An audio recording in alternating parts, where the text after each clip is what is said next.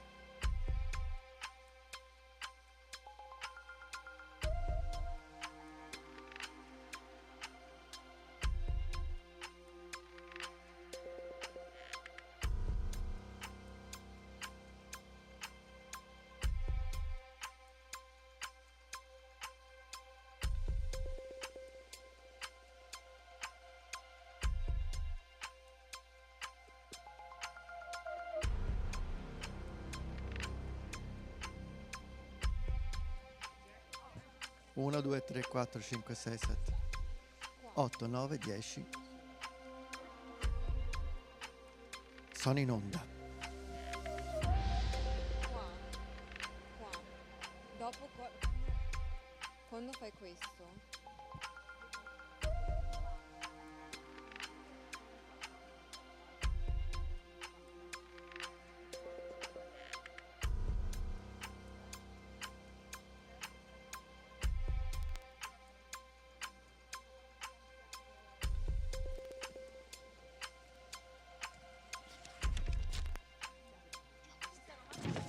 Ciao caro. Benvenuto di nuovo. Bene, tu?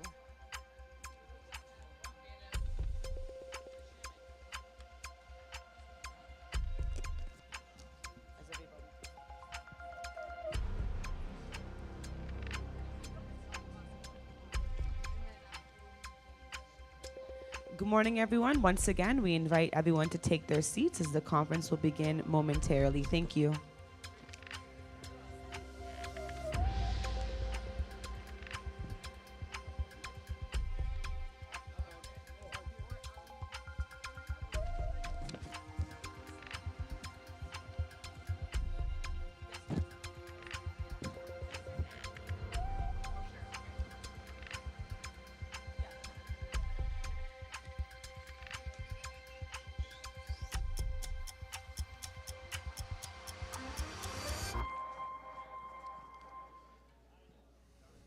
Good morning, everyone, and welcome to ICFF Industry Days.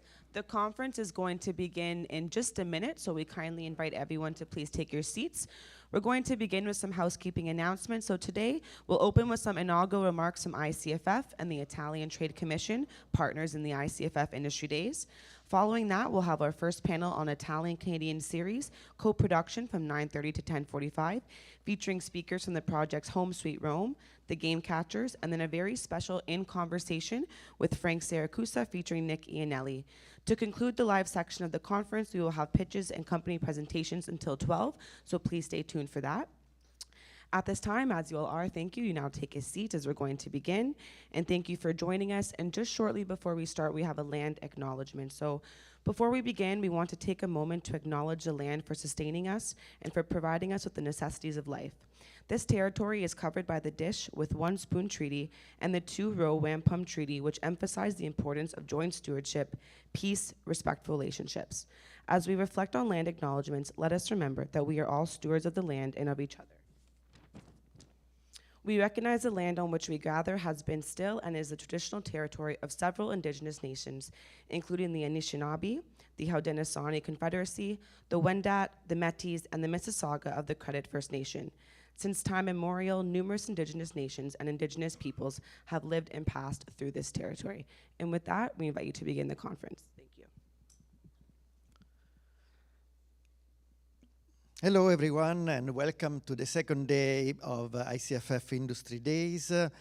For those returning from yesterday's conference, thank you so much to be here in person. Many people follow us yesterday on YouTube and even today from all over the world, of course, especially Canada and Italy. Yesterday we had a very important panel discussion on co-productions, focusing on film and feature films co-production. Today we are going to analyze, of course, the situation of co-productions in the TV series.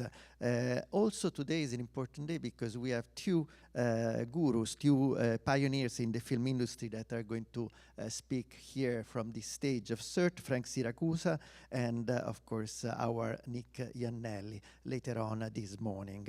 So a rich program even today, and I have to tell you that today is also a special day because we are having a screening tonight of the latest movie of Marco Pontecorvo, the director of many international movies and, for example, even TV series like Games of Thrones, and he's going to be at TIFF Bell Live Box at 7 p.m. So Industry Days also, they have an opportunity also to watch, to actually have the possibility to watch some movie, interesting movies with our other partners, TIFF Bell Live Box.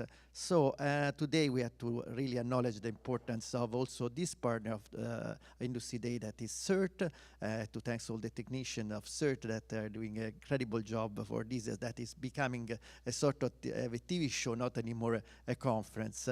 This is how we decided to make it. So important partners are these, and also an important partner for Industry Day is the Italian Trade Agency, ICE Agenzia Italia is an incredible supporter of our festival, the Industry Day. They support Italian cinema, of course, and the relationship between Italy and Canada. And with us this morning, Marco Saladini, the Italian Trade Commissioner for Toronto. Thank you so much for being here even today. Thanks. My pleasure, absolutely, and good morning and buon pomeriggio to all both here and watching the stream.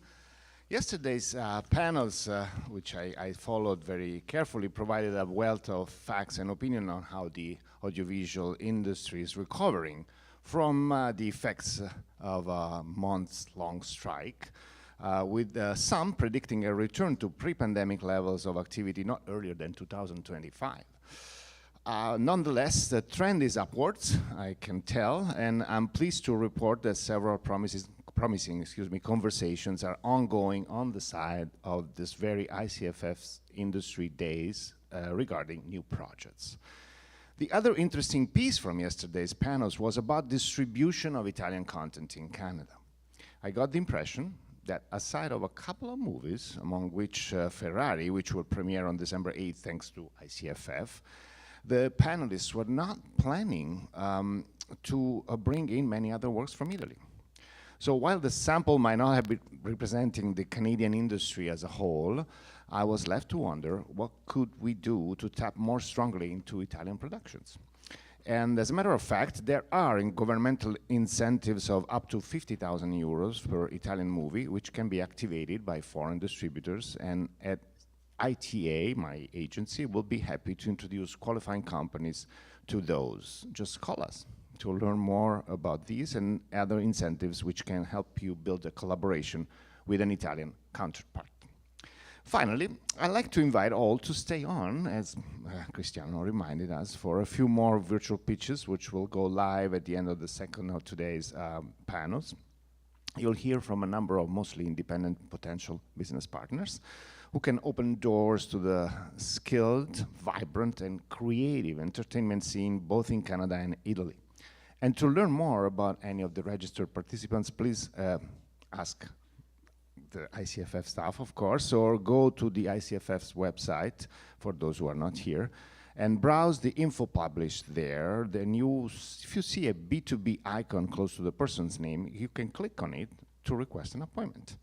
You'll be contacted soon to follow up on your request. So far, I've learned that 45 meetings have already been scheduled in the coming days, and so don't miss your chance. Thanks, grazie, merci to all who are working hard for ICFF's Industry Days of 2023, and have a wonderful event. Grazie, Marco. Thank you so much, Marco, and very supportive of Industry Day, and of course overall of the mission of ICFF to really create more collaboration between Italy and Canada. Now we have a video from CERT. Again, we are here thanks to this incredible school, Sheridan College, and specifically this stage 10 that became our home for those 2 days, but also in the past was very helpful for us to develop this concept of Industry Day.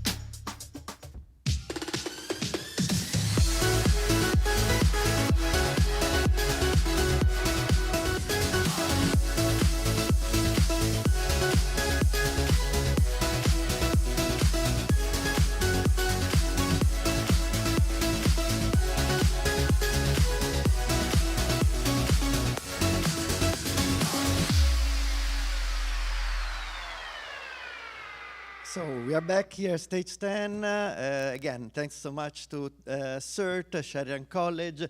And here we are now 3, Marco and Sari on my right. Sari, an incredible Canadian producer, part of ICFF team for many, many years.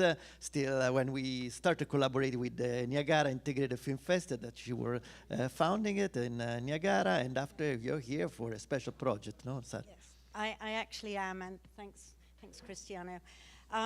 Some of you heard last year that we're doing this fantastic study to look at what's going on with co-productions between Canada and Italy. And as most of you know, that since 1997, the Canadian and Italian film, television, animation industries have enjoyed a co-production treaty. However, it's not being used to its potential. So this is why we want to talk to you, because you're the very people who can make it grow and expand, which I think is really exciting. So ICFF is embarking on a year-long research project to identify what the challenges and impediments might be, but most importantly, what the opportunities lie ahead for all of us if ICFF uses its platform to facilitate co-productions and other collaborations between these two countries. So our objectives is to outline the state of the industry in Ontario and Canada, and of course in Italy, and conduct a gap analysis. Then we're going to identify the advantages of the Italy-Canada relationship versus other jurisdictions. Then we'll identify barriers preventing the growth of partnerships and collaborations. Also, we will access opportunities to expand trade through the treaty and other forms of joint ventures, and recommend ways to systematize this sector's ongoing collection of business intelligence. We're going to create a how-to guide so that everybody who wants to produce has a few steps and knows which ones to take in order to facilitate these productions. Then we're going to build a database of industry professionals, facilities, organizations, government organizations, funding, tax credits, and other incentives for those to use by the sectors in both countries. Our methodology, this is where it's important to you.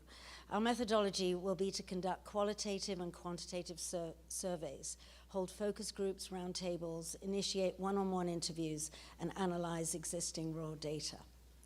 So we're going to spend the next year working on this project, and strongly, strongly encourage all of you here today and those in person, those virtually attending, to participate in this study. ICFF will be sending out the survey to everyone tomorrow, and I do hope you will respond. Your feedback is terribly important, and it will help shape our study and its outcome. Just as when Andrea Avellino shared his experiences with us yesterday about the making of Ferrari in the session on co-productions, we can learn from you, all of you, about the opportunities as well as the challenges facing you, and ultimately help drive more traffic between our two countries. So we look forward to your responses. Please sign up. Sari, thanks so much for this project. It's your own project. It's a very important project. And we will help you out to have many people participating, because I think that that's a key, very important, again, for our mission, for our industry, and we will share, of course, all the results with Ontario Creates, that is a partner of us, with Telefilm and Canada. CPA, who's also our partner. Of course, our partners, Canadian and Italian partners, of course. I want to be a partner. How can I be a partner? Good, will you sign up? Please, I mean, yeah. I will, Fill out the survey. I will. Okay, so tomorrow we will start sending out to do it. All of you are expected to sign up. It's very important. So with that said, we are here to transition to our first panel of today, dedicated to Italian-Canadian co-production TV series. So thanks, Sari. Thank you, Marco, for this introduction. Absolutely. And see you later. So now we have a bumper because we are launching next panel. Thanks.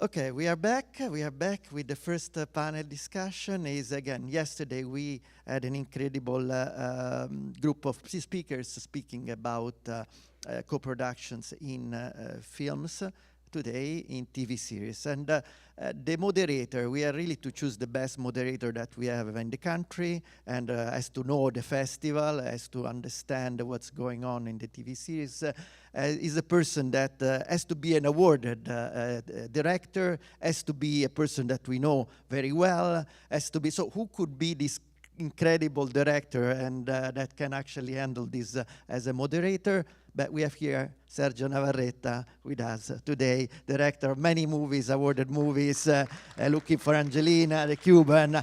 We have here Anna Goya. Thanks so much to join in Industry Day. So, Sergio, welcome. Ciao, buongiorno.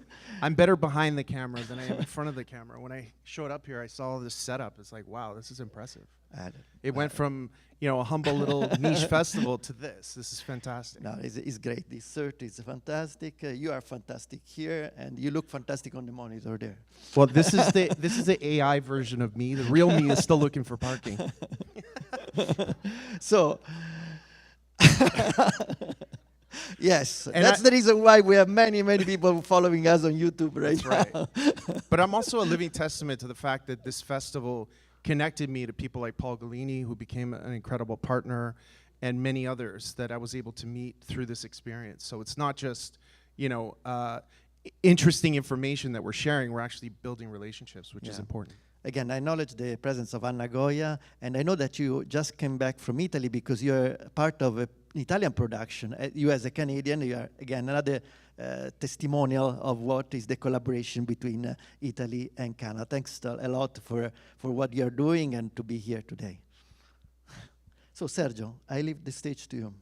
You will introduce everybody. I'll do my best. And apparently some people are here, others are virtual, which is an incredible way of experiencing this.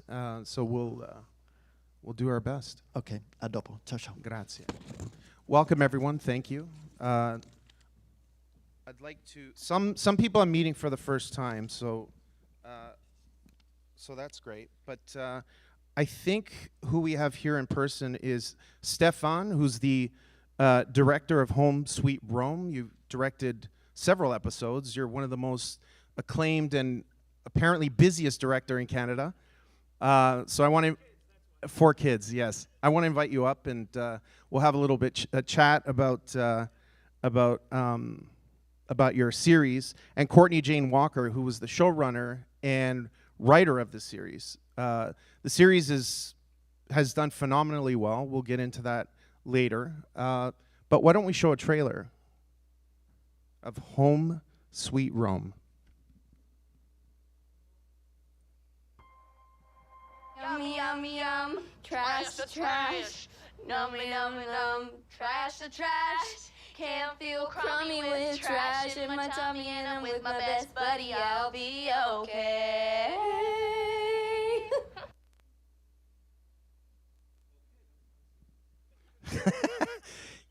Can we invite you both up? Thank you.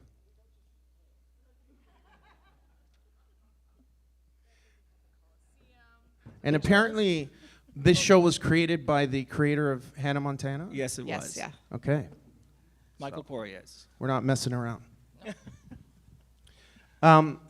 We also have represented here the team behind Game Catchers. So Pietro Pinetti from Studio Bozzetto, which is located in Milan. I don't know if he's joining us. Oh, there you are. Hey, that's so cool. And I don't know how to pronounce his name, forgive me, but Ghislaine Sire from Sphere Media. It was pretty close. Pretty close? Ghislaine Sire. Yeah, I'm actually based in Montreal, French Canadian. Hi, everyone. Amazing. Everyone, I mean, most people here in the industry know Sphere Media, but Ghislaine started in animation in 2002 with his own studio called Sardine, which was eventually sold to Sphere. So you've been around a long time, and we'll talk about that more.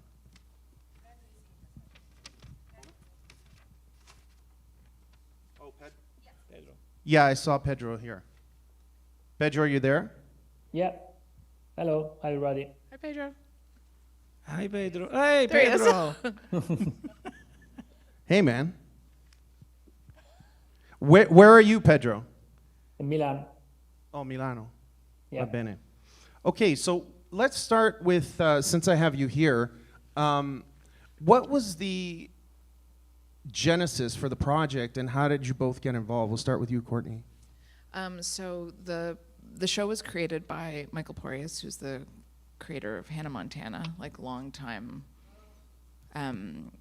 creator of work in this space. And he developed it, and it was conceived from the outset as a Canadian-Italian co-production. And so they needed to bring in Canadian showrunners, and so that's how I got involved. Myself and Matt Heater were brought on as showrunners to work with Michael to develop the concept and to kind of bring it to fruition. And Steve, I know you were also involved, like right from the beginning, right? Actually, when it was called Maris in Paris. Seriously? Mm-hmm. Okay. And I said, why don't we shoot in Rome? Home sweet Rome. And that was it. It makes sense.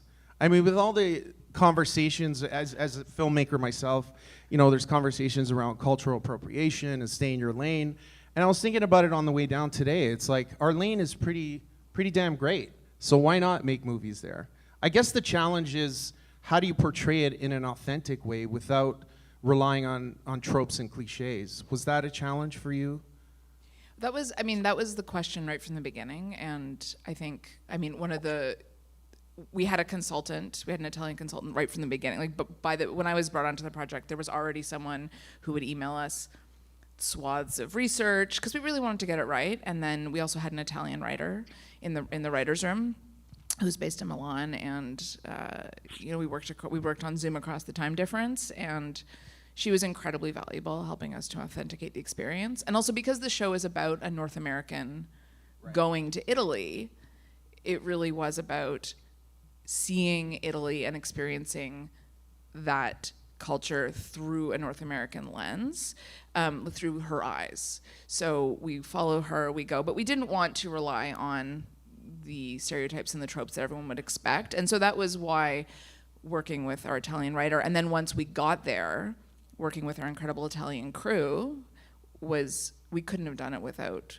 those authenticating factors. And because I think the key to the series is to make her experience specific to Italy, and even more specific to Rome. Because we got to Italy and we learned how different Rome is from other parts of the country, and how specific the cuisine and the language and the life is. And we really wanted to bring that on screen. And also, you were a huge part of authenticating it.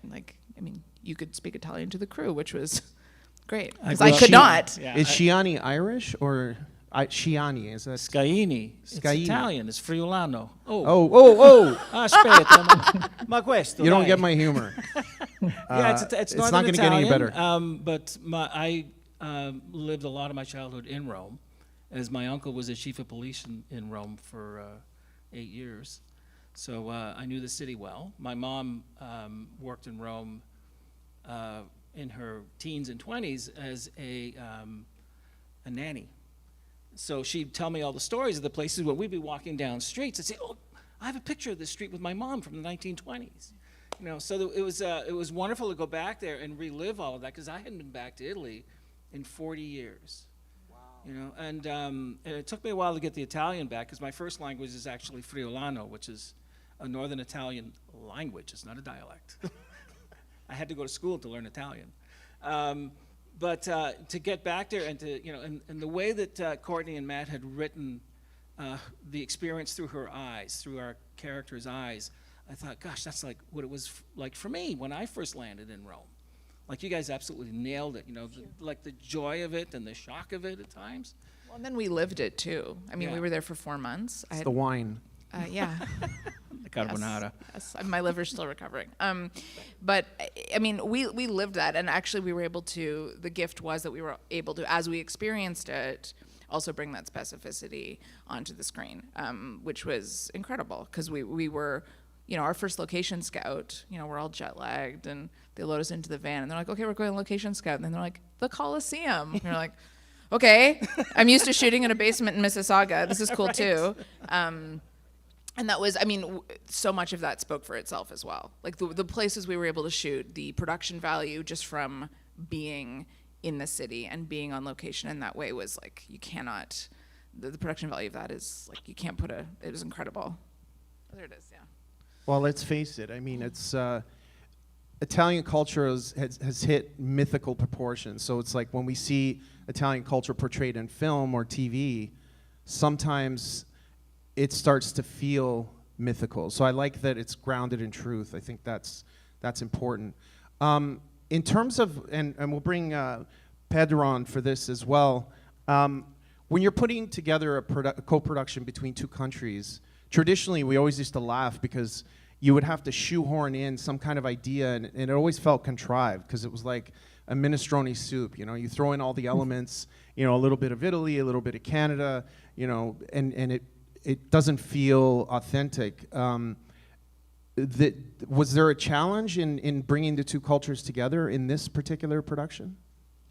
I think it came out being very natural, I would say, and I think you can see it in the stories, and that to me it's mainly due to the story itself. I mean, the concept itself of the show, having a North American girl moving into Italy. It's already, I mean, there's already that kind of cultural mix within the story, so you don't need to build it up when you write it. I mean, it's just telling the reality of the story that bring those cultural mix to me. And then, as Courtney was saying, I mean, the fact that we had in the writers' room a mix of Canadian and Italian writers, that also helped a lot, because any one of the people involved in the editorial side of the show brought their own experience and values and cultural background into the story. So I think it was really organic and natural, honestly. And let's face it, the cultures, Canadian culture, we'll say, and Italian culture is quite different, and styles of shooting. Could you talk to us, Stefan, about the logistics and compared to how we shoot here? Is it getting closer and closer in terms of like work ethic and work days and all that kind of stuff? In terms of style, it's interesting because I've worked a lot internationally. You know, we're all gypsies and we all have our language. We all seem to do the same thing, which is interesting, whether it's in Europe or in New Zealand, whatever. So it's funny that you step into the Italian production crews there, and we're all talking the same language, which is really wonderful. But the Italians work a 9-hour day, and they're adamant about their 9-hour day, which is great, but they are so organized and so fast, and they're all so passionate about everything they're doing. Even craft service was so passionate about what they do. And one of the things that we would always make a point of doing, and Matt and Courtney were great about this, is always talking way ahead of time. Look, we have this crazy idea to shoot in Foro Imperiale, or the Forum, outside the Forum. Are we nuts? And then you guys would talk with the location managers. We'd go and do a little walkthrough, and we realized, okay, we can do this. Yeah, or can we bring a bunch of cats to a historic site? Exactly. Or can we run up and down in a dinosaur costume in the Spanish Steps? And the answer was yes. Yeah, can we go past, with the Vatican in the background on a scooter? And we did, but the thing is, because you're dealing with a lot of different historical territories and different ministries, it's lead time. So when we wanted to shoot outside the Colosseum, we needed to at least give them 4 weeks lead time so they could clear it all. They're happy to have us. There are a lot of layers of approvals, right? There's like, because you're dealing with the people who are in charge of the historical sites, but then it's also the city bureaucracy. So there were lots of layers of approvals and permits to get through. But once we did it, I mean, the other thing the good stuff, if I can add something, the good stuff is that luckily Rome is used to be a set since many, many years. I mean, there is a long history of movies being shot in the city, or so even in terms of public government, they're used to get that kind of request and to manage them. So that I think helps a lot. Yeah, the city also, they're really brilliant in Rome. The city's packed. It's very, with the narrow streets. But what they did, which was amazing, they created hubs for the film industry, where our trucks and all our equipment would, depending on where we were shooting, they would create an area for us that we could stage from. And it was all around the city like that, which made it amazing. And the other thing that I found was even the police there were very helpful. Simona, our location manager, she's amazing. When we wanted to put Kensington on the steps with the dinosaur costume, you're not supposed to be on the steps. You are not supposed to be on the steps. Never. And so Simona went over to her cop friends and says, "Can you guys go for a coffee for like 10 minutes? Sure. And we did the shot. Yeah. But I mean, the other thing, the adjustment for us as Canadians too, is that we're used to when you have a location out on location, you clear it. right? And then you bring in all your own extras. But when we were shooting the Spanish Steps, they were like, we can't clear this. Like, we can't get rid of all these people. So we would just shoot, and then many of the people in the background were just people who were there. It was very cool. And then just creatively, I think one of the gifts of the Italian working culture was that it's such a cinematic tradition, right? And that shows up on screen in a way that I wasn't expecting, and you hear about, the history and the legacy of Italian cinema. And that came across, across all our department heads, across, the camera department, our production designer, our DOP were really steeped in this tradition in their work, and so everything looks amazing. We'd be like, here's this shot of this girl in a dinosaur costume on the Spanish Steps, and it looks incredible. Right. And that was a real gift to the production and a real benefit. What was the split of crew? Like, how many crew did you have to bring from here or the U.S.? So nobody. Nobody. Amazing. Yeah. You, me, the other showrunner, Matt Heater, and then a couple of loose actors, and that was the whole crew is Italian. Yeah. You were talking about the 9-hour day. I'm just curious about that. If you're like at the 9-hour mark and you're on the Spanish Steps and you're losing the sun, and do you find the crews are passionate about getting that shot, even if it means staying an extra 15 minutes? Absolutely. But before we went out, like there's us in front of the Vatican. Whenever we would plan these days, There's was the dinosaur planned. Costume. Yeah, there it is. We were very, very thorough in terms of planning the timeline of the day, because also we're dealing with the kid hours and kid schooling, right? Because we had to give Kensington. Well, and across three, because we had a SAG actor, right, an ACTRA actor, and Italian child actors who were who.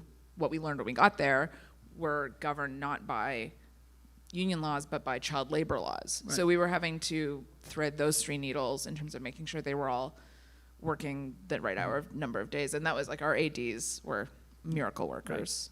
Right. And then in terms of planning it, like from a directing standpoint, all of the directors, I said we have to be very thorough in terms of our timeline. We need to be out of the scene at this time. We can only be in this spot that we've agreed upon. Because a lot of the locations are sensitive in the sense that if we're shooting in the Forum on 3,000-year-old roadways, we're not going to put a tripod on it. So that's a day that we're either on a golf cart or handheld or a Steadicam. So because we couldn't, but that meant you had to also work that into the day and really plan the days thoroughly so that there was no crush at the end of the day. We couldn't because it was finite. So that was one of the things that was really important with the directors is to be, you cannot make this up on the day. We're dead if you try to do that. Amazing. We're going to shift now a little bit to the game catchers. I want to reintroduce Pietro Pinetti from Studio Bozzetto. Are you there? Yeah, hi. Ciao, Pietro. Hi, everybody. Ciao. I just want to start with, I'm just curious, your origin story. I know you come from a family of entrepreneurs and you're a successful entrepreneur, but it's not common that you hear of an animation studio based in Milan. And then, on top of that, who does like an internationally successful animated production? Yeah, hi. Something about our studio. But Studio Bozzetto is a studio founded by Bruno Bozzetto in 1960, so many years ago. I was not there at the time. In the 60s, 70s, 80s, the studio produced few feature films, quite a lot of projects in animation here in Italy. Then there was a period where it was difficult to produce animation here, I have to say. And then we start with I have to say, other companies here in Italy. I guess 20 years ago, more or less, we started again to be able to produce and co-produce animation content from Italy, from here. Pedro, for example, has another company here that produces animation too. Finally, we have also few years ago, we started to have support from the government also, to have tax credit, to have incentives from the government. And so from that point, we started to be able to push the animation industry here, to have people also here in Italy to work in animation. Then I have to say that Studio Bozzetto is now part of a bigger group that's For Fun Media. It's a brand that we founded 5 years ago now. It's a collaboration with Movimenti Production. That's another, it was a competitor of us. So we decided to work together 5 years ago and to create this group.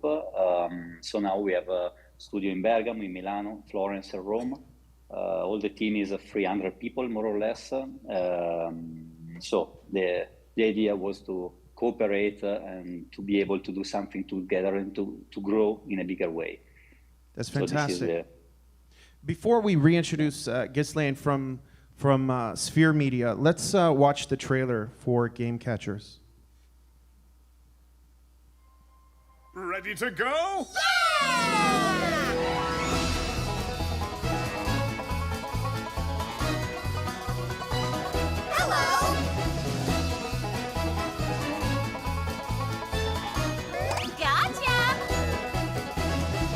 I think I see new planets. Let's fly! Stop where you are!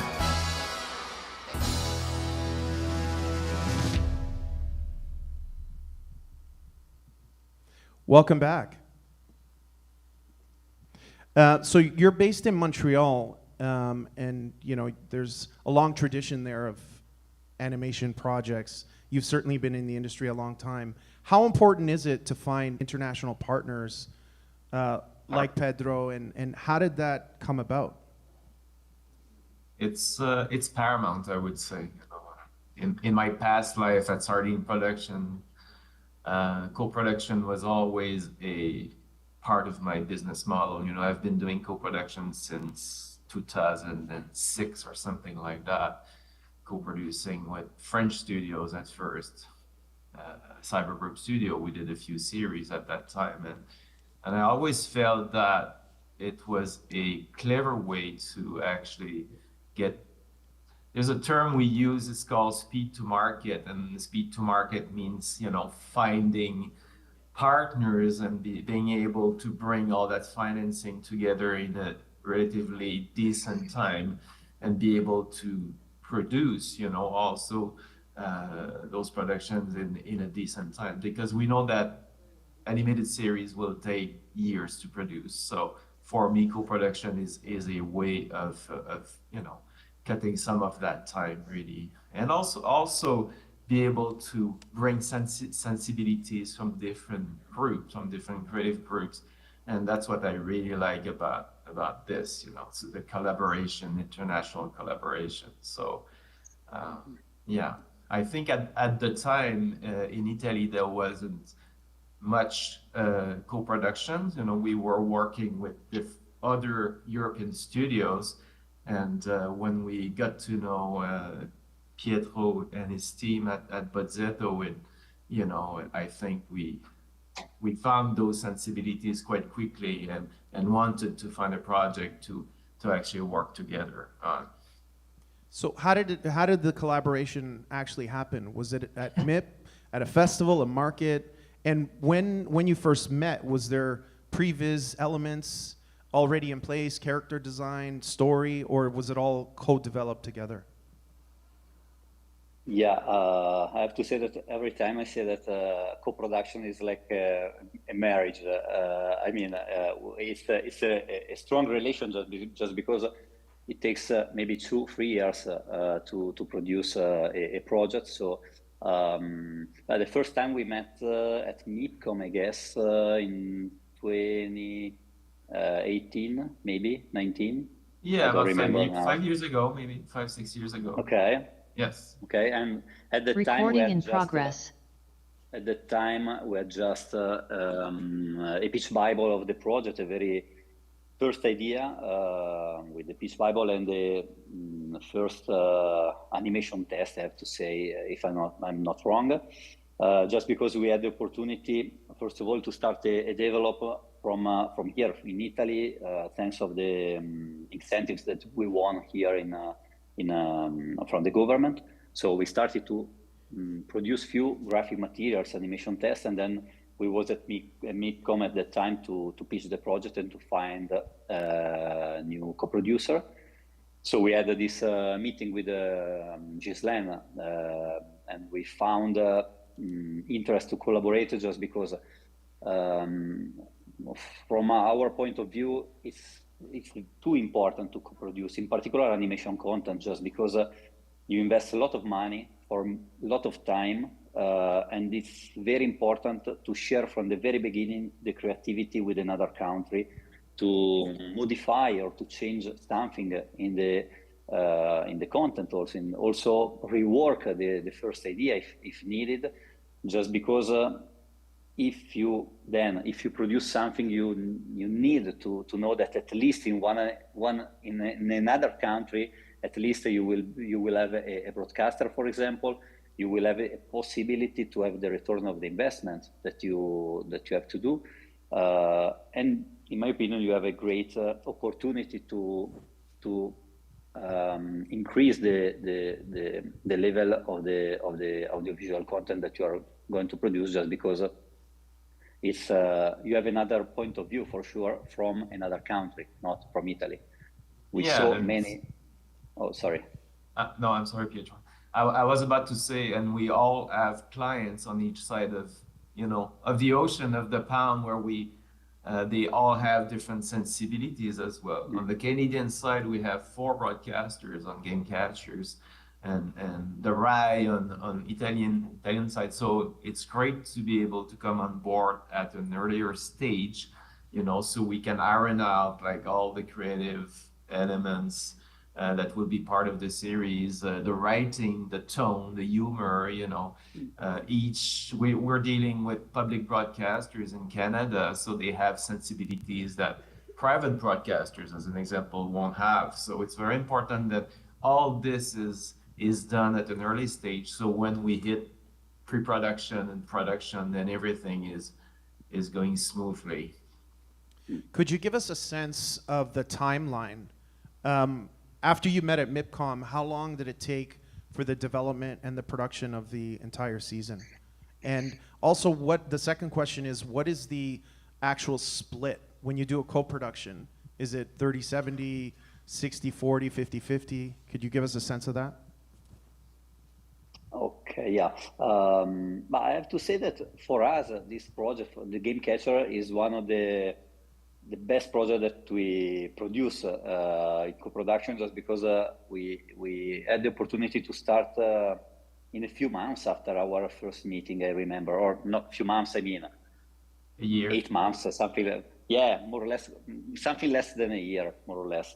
But just because, and it's sometimes it's not normal. I mean, we had other co-production, Keep the Mouse, for example, that it takes more time to start then the production after the first meeting with the broadcaster or co-producer. So I have to say that on the Game Catcher, we was lucky just because we was able immediately to discuss with Sardine, working in a good way on the audiovisual content, on the first script, on first material, and so it was less than 1 year. Then we had 2 years of production, more or less, because we started the production in 2019, something like that, and then 2019, 2019. How many people were involved in total when you add the executives and the crew? Too many. Hundreds. Hundreds of people involved. From Italy side, I guess 150 more or less during the production, because the war split was we started on the first season, because now we are in production on the second season. We will close the production of the second season September of 2024. First season we had we had a 60-30, 60. Sorry. In terms of split? Of percentage, it was a 60-40, something like that. Yeah. And so we, just because the idea was from Italy, so we had the majority in the co-production, and also the second season more or less is the same. We found just because Sphere and Studio Bozzetto, I have to say similar as a production company. I mean, we produce from scratch all the projects. I mean, from the script to the post-production. So it was very it was easy to manage the work split and to decide who did particular steps. Yeah, in some cases it's different when studios cannot offer all the services. But here at Sphere Media, we have 2 studios, one in Montreal, one in Ottawa, and we do everything from A to Z. So we were able to optimize that pipeline really well between the Bozzetto studio and Sardine and now the Sphere studio. In my opinion, it's important to evaluate the work split, take into consideration all the incentives that we could have in Italy or in Canada. And so we divide a correct work split to increase the maximum amount from the government or the different local film commission also that we have here or in Canada. Yeah, and using the international treaty between Italy and Canada, we have certain rules to follow, and one of them is to make sure that the key creative percentage in each country will actually be at par with the financing each country is bringing. So that's also something that we analyze right from the start and make sure that it will work with Telefilm Canada and other authorities or partners. And could you talk about the journey? Because I've been to many markets throughout the years, and there's misconceptions around co-productions or Canadian funding in general, in Italy as well, where it's almost guaranteed. Could you talk to us about the financing structure? Because I know someone here will ask, how did you piece it together without getting into, the fine details, but in terms of percentage, if you can talk about what was government money, what was broadcast, tax credits, etc. Yeah, I can start, Gizmo, if you want. Yeah, so sure.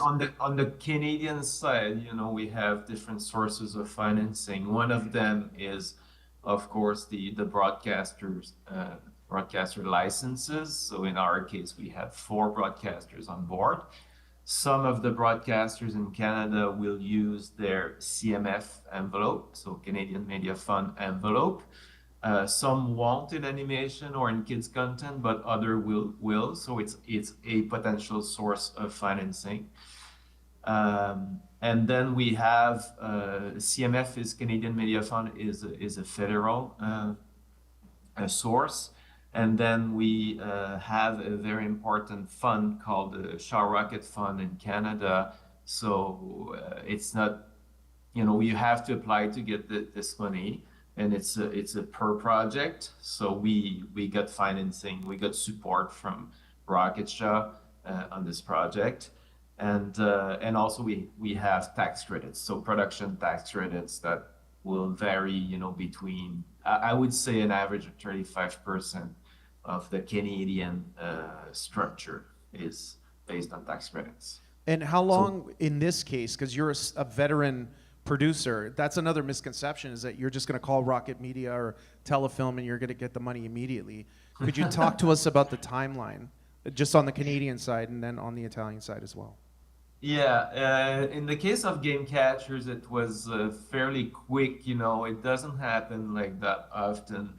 And since we had 4 partners and the Italian partner, everyone needed to be aligned pretty much at the same time. And we also have a financing cycle in Canada that starts in April, with different applications and all that. But in this case, I'd say the financing for season 1 took almost a year. The time that we got everything in place, we had to wait. I think the last in was Shaw Rocket Fund. When you apply, it takes about 8 to 10 weeks before you know if you have the money or not. So that's, I'd say, about 10 to 12 months, something like that. I assume it's similar on the Italian side. Yeah, more or less it's similar. We had broadcasters and similar, not similar because the only difference is that here in Italy we have just RAI. I mean, RAI is for sure the most important partners to co-produce and to produce animation content. Then we have other few private broadcasters, but the main investment is from RAI. On the first season, we had also Kitmi, the Agostini, so they was involved in the production also. And then we have a tax credit for sure, so the 40% of tax credit, that's great for to cover the finance plan in Italy. Few incentives from the government, so we can apply for a fund for the development, and we won it on the first season. And another fund for the production. So we won both of these two application. And then we have also possibility to apply to regional fund.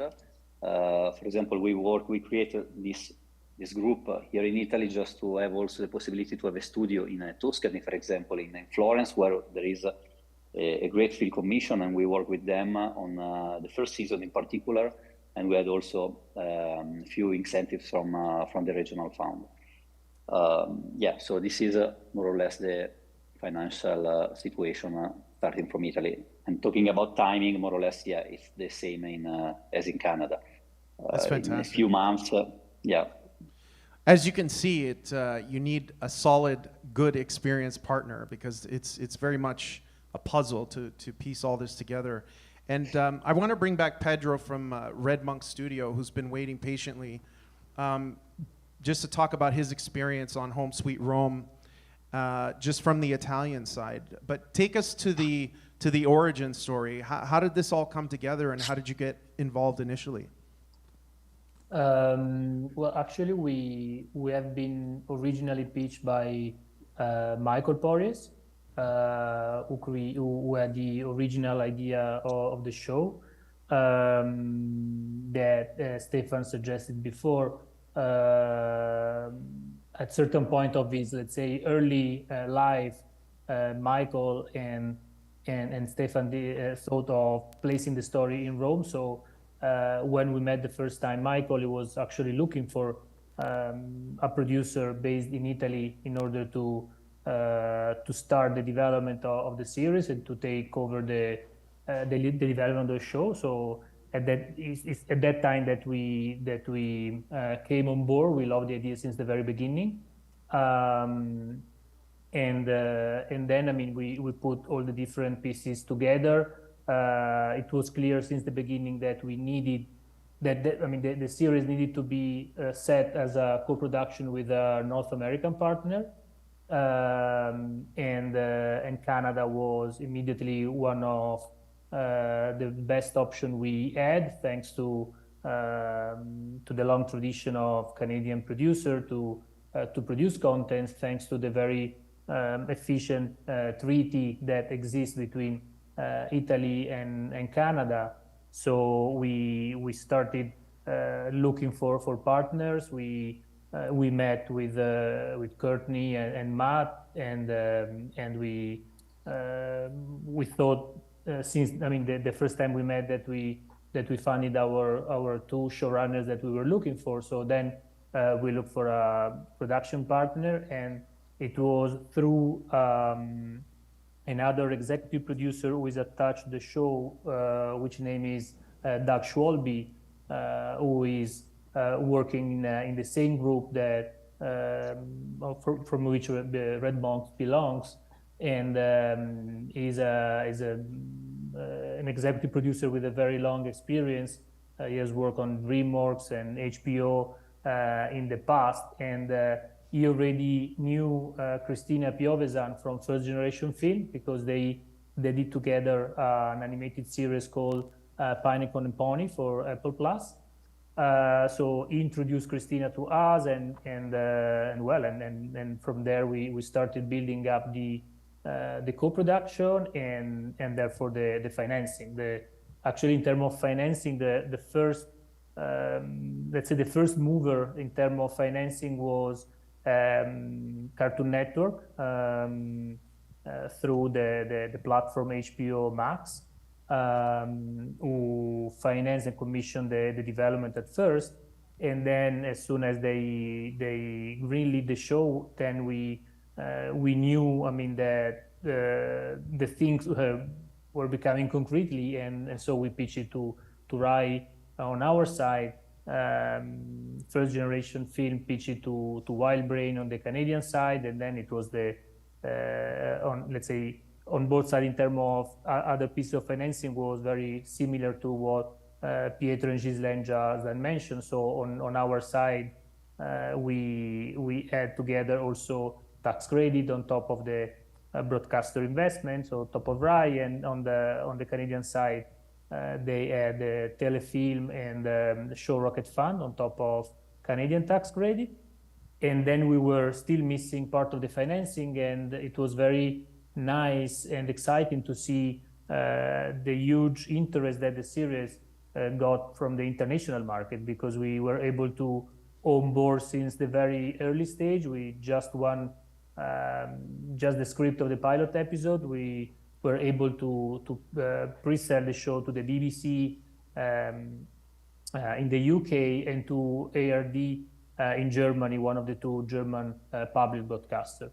So with this very important and a huge group of broadcasters, we were able to complete the financing and to greenlight the production, basically. So what year did that start, and how long was the entire process from inception to greenlight? It was the first time we met with Michael and then Stefan was spring 2021.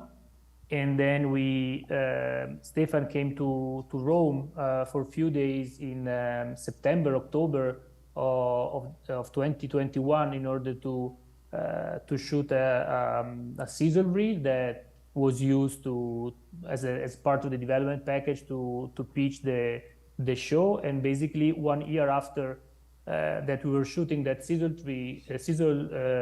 reel, we were on set shooting the series.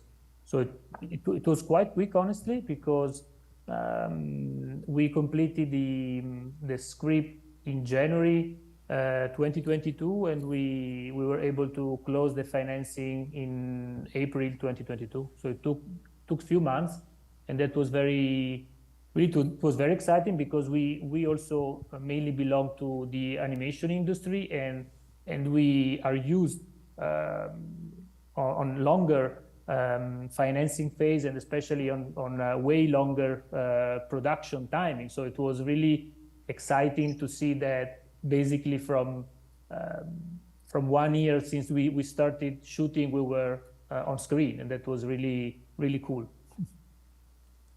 That is relatively quick for a series. I want to ask you, Courtney, what is your process from the time you're brought on as a showrunner, at least on this project, because it went pretty quick? Like, what are you getting notes from all sides, or do they sort of lock you up in a room and say, produce an amazing pilot?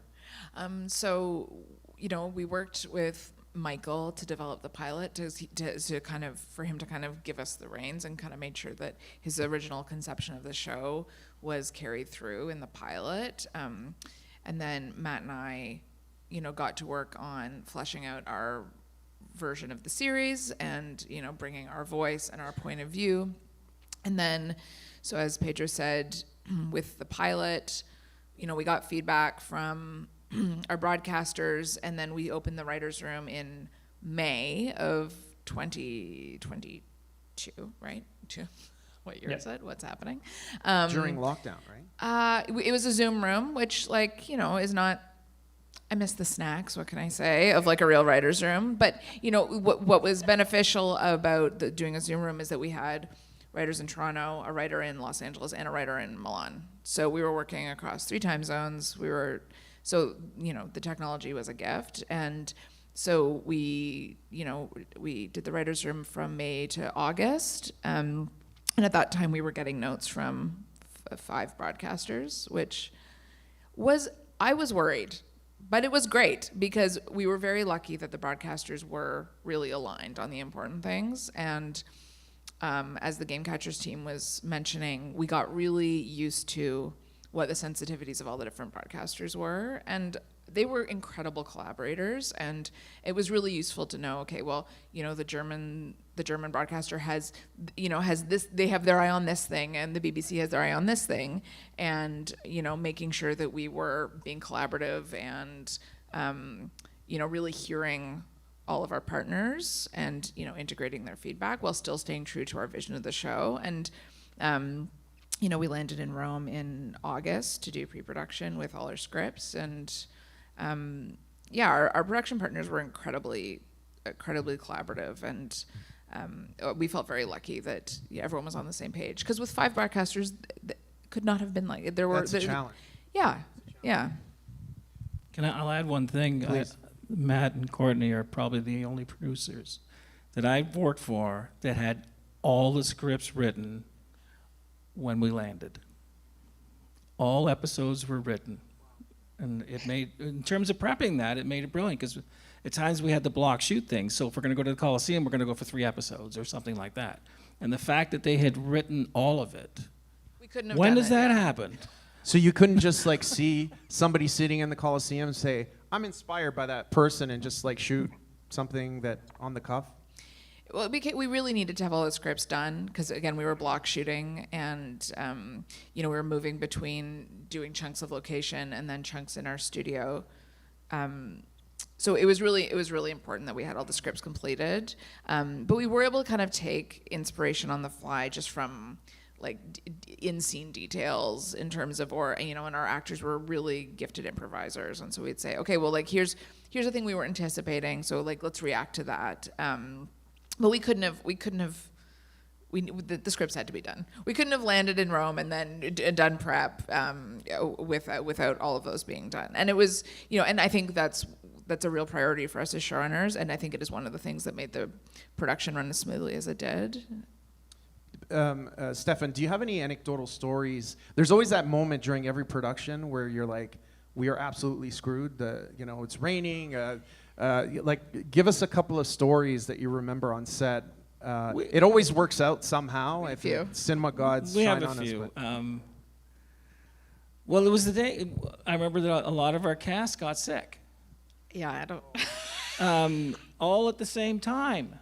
Our director of photography, right at the continuity. End. It was right at the end. Yeah. And we were because all the COVID protocols were still in place, right? So we were being still tested and all that. We were still, but it still happened. I remember I was it was a weekend, and I was it was Christmas. I was walking through Piazza Navona. All the Christmas market was up. I was like, this is the best pinch me. I'm in Rome shooting a TV show. And then I got an email, and it was the lead is sick. We have to rearrange the entire schedule for the last week of production. It was a bit of a scramble, but we pulled it off. We did it. We managed to do it. Yeah, we did it. So what happens in that case? You just push a week or 5 days? Or These guys are amazing at making adjustments on the fly. Yeah, I think we had to add 1 or 2 days to the schedule. It wasn't that bad. Our AD, our first AD, was incredible. We called him. We were like, so... so we, there was rearranging. We had to move some locations. But Matt and I, we came up through Degrassi. We worked on. So we're used to working in this space. We're used to having, working with young performers where you have to make adjustments. You have to make adjustments on the fly. And I mean, we were able to do it, and we got it done right before Christmas. Right before. One of your Degrassi stars is here, Anna Goya. No. Yeah, no. That show is unreal. Fans all over the world. It's it's a true Canadian success story. Yeah, Steve worked on it for many years. I shot Drake. That's your claim to fame? Oh boy. That episode. Top of your CV. It is. Aubrey getting hit in the back. In the back. In terms of, I know somebody asked here the creative sort of responsibility of a director on a series like this, when you have 5 broadcasters, producers, showrunners, writers. By the time you get to set, how do you express yourself creatively, and talk us through sort of your process when you approach these things? Pretty much involved from the beginning. especially with Courtney and Matt, because they would come in and say, hey, we got this crazy idea, what do you think? And I said, well, don't discard it. I've always said, you guys, write crazy and I'll figure it out. But we work is that together. common? Is Well, that common in I TV? always tell writers, don't limit yourself until you find out you really can't, and then we'll find what the step down is. So like we wanted 30 cats, and they Yeah. were like, you can't have 30 cats, you can have like 15 cats. Right. You know, so, or bigger things like in terms of locations and that. So involve creatively right from the get-go, and also in terms of the vision and the style. That's something we talked about a lot. And I kind of brought my experiences in Italian to it, and they brought in their experiences as wonderful storytellers, and saying, okay, how do we take this scenario and make it true to the Italian sensibility? And you know, and also you guys had worked that out with your writers ahead of time. But so that went on all the time. Then on a daily basis, Courtney and Matt would be at the monitors. I tend to work from the floor. And after we do a take, I'd run over, I said, what do you guys think? And I said, why don't I try this with them and give them this note? Or you say, give that note. And so it was a constant improvement on everything and just making it better. And it was so, and that you could, because we did have performers on the show who were Italian, but were performing in English, but were doing incredible work performing in their second language. But the fact that Steve could come on set and have creative conversations with them in Italian in a way that Matt and I could not have done was like, it was incredible. It was a real, and also just the level of comfort that they were able to have with you as a director. I think that was also really important to getting performance. And that's a sign of an experienced director when you get past, you get past yourself, and it's like Kubrick said, I'll take all good ideas and then take credit for it. Like it makes sense. This is a collaborative medium. It's a team sport. So I'm glad to hear that was the case with this show. And also because we were block shooting, there were 2 Italian directors on the show as well, and it was like the directing team. We all collaborated. It was really incredible, and the schedule was tight. We were block shooting, so we'd be you would pick up each other's scenes. If it was a real team effort, and I think that made for a really wonderful working environment. I mean, that was my experience. I hope it was yours as well. Yeah. We had a great time. But also made, I think, the show feel and look very cohesive stylistically, that you guys were really having conversations about making sure there was continuity between episodes and scene work. Well, I think I hope, feeling like you had your own stamp on the project, but it was, We did our thing. But the other thing that's really great with these guys is their comedy is amazing. And in terms of their comedy style, and also the notes that I would get from them say, why don't you have Kensington do this? Okay. And I take it onto the floor and bam, there it was. So that was another way that we were collaborating, but especially because you guys have these great funny bones. So it made it really rich. They say, I don't know who they is, but there's this adage that says TV is a producer's medium.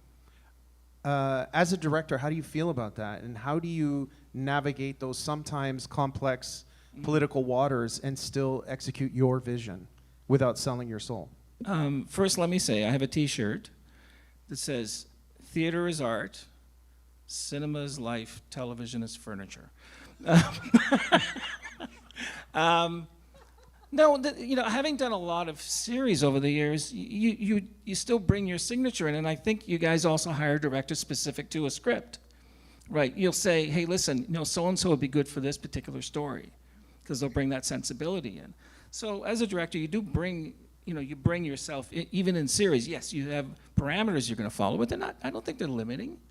They're challenging, but in a good way, because it makes you think, how am I going to get that moment? How am I going to get that moment within the scene with this? And we do. We find it. Or if it's a problem, then I go to them and say, I don't think we're landing this. What can we do to fix that? And so it is very creative, despite the so-called limitations of series. You didn't find that to be the case in Italy? Like you didn't have producers barking at you on set, and they yell at me all the time. Sounds like an amazing experience overall. Only once. No. I think in many ways it was us doing it. Yeah, I think so. And I mean, I think that the fact that and in Italy, because I know that the live action TV industry there is growing so quickly. And I think there were a lot of crew that we worked with who had never worked for a showrunner, which was interesting. Even though they had worked on series, the idea of a showrunner was pretty new to many of the crew. So there was, in terms of workflow, there were some things where we had to be like, okay, well, we're coming from Canada, and here's how, here are the meetings we have in pre-production. Be like, okay, well, that's not the meeting we have. Just that kind of stuff, and being like, okay, so what workflow are we going to follow? But once we kind of got all those minutiae figured out, it was really smooth. And Pedro, would you do it again? Would you say it was a great experience? And is there anything that surprised you about working with a team from North America?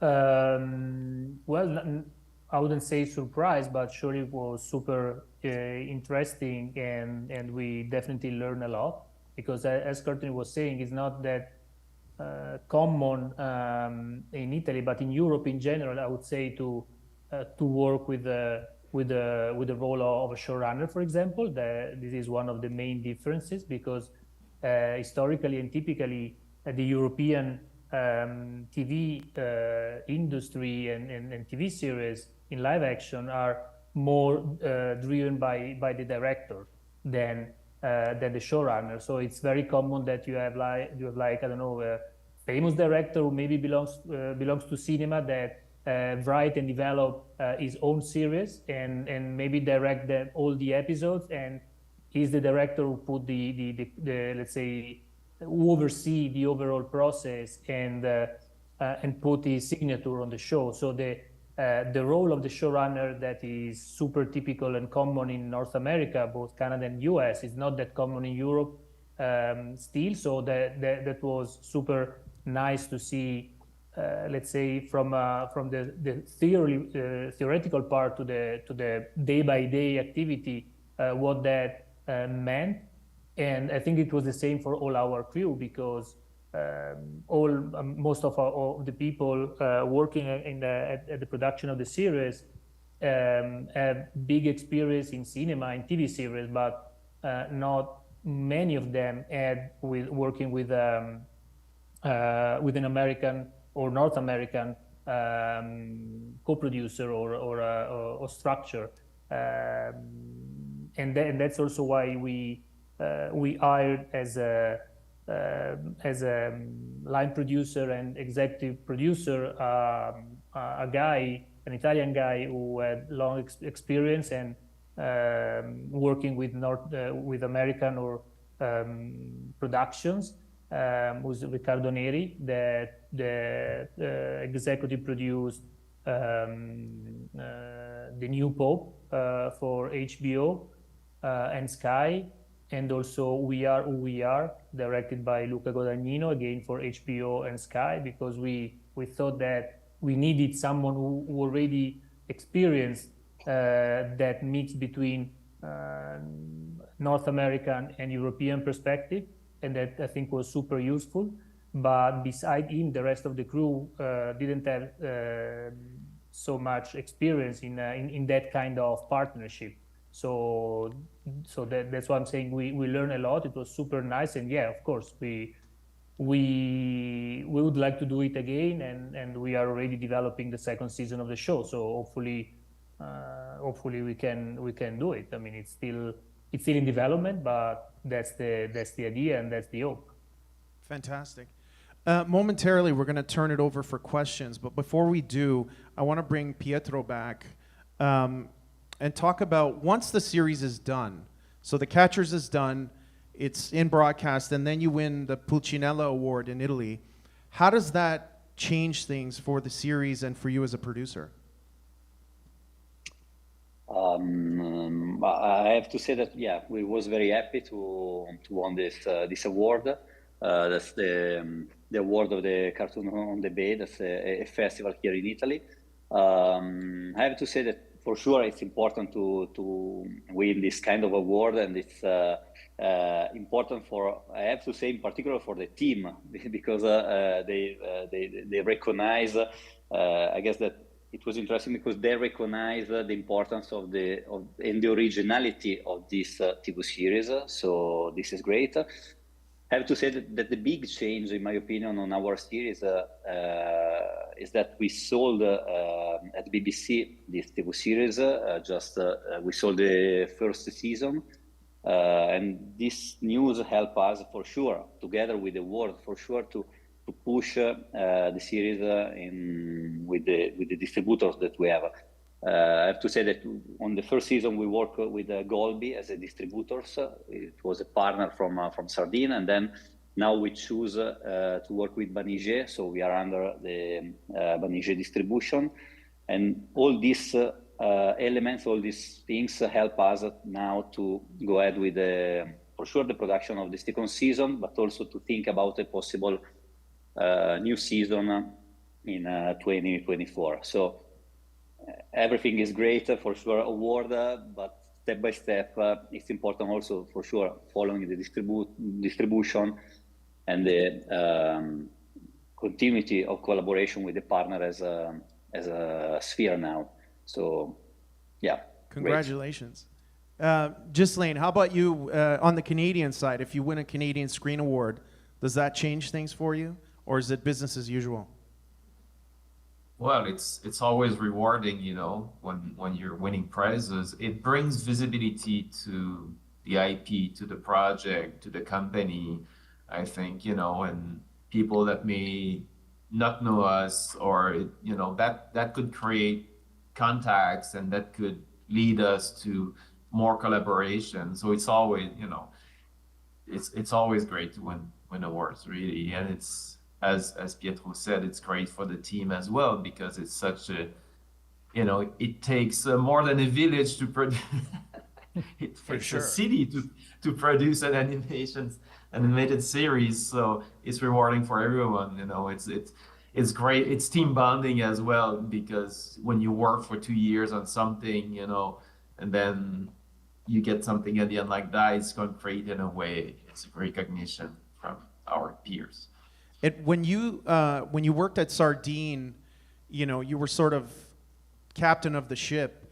What has changed for you in terms, as the landscape changes in the industry in general, and we see these companies swallowing up other companies, and there's less and less players, and the companies get bigger and bigger. What's changed for you personally working at Sphere, and could you talk to us a little bit about, you know, how do you approach a project now when you have shareholders and maybe investors and other people that you're accountable to? Yeah, well, it's been different, of course, you know, like I'm wearing a few less hats that I used to at Sardine.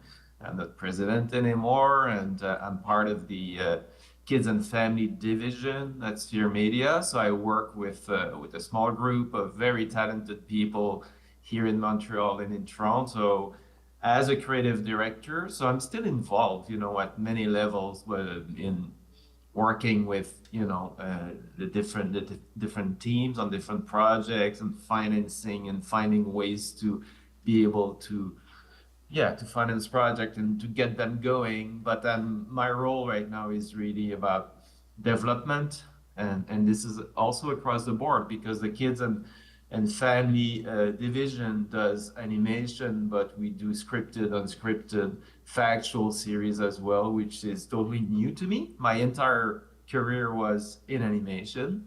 And by the way, I'm a Sheridan alumni, so I graduated like in the late 80s at Sheridan. And, you know, and I've been in the animation business for over 30 years now. So I have very fond memories of my 3 years in Oakville at Sheridan. Up to now, so, and they basically changed my life forever. So just back to your question, yeah, that's the main changes for me, you know. Still very collaborative. I think what I brought also from Sardine to Sphere is my co-production experience. At Sphere Media, there was Oasis Animation, which was another studio that we have basically merged with, creating Sphere Animation. Oasis was doing a little bit of original IP, but mainly doing service work and rarely doing co-production. You know, they didn't have this experience. So this is what I brought with me at Sphere. That's great. Congratulations. I want to open it up to the floor. If anybody has questions For our esteemed panelists or anybody online has questions, we're going to open up the floor.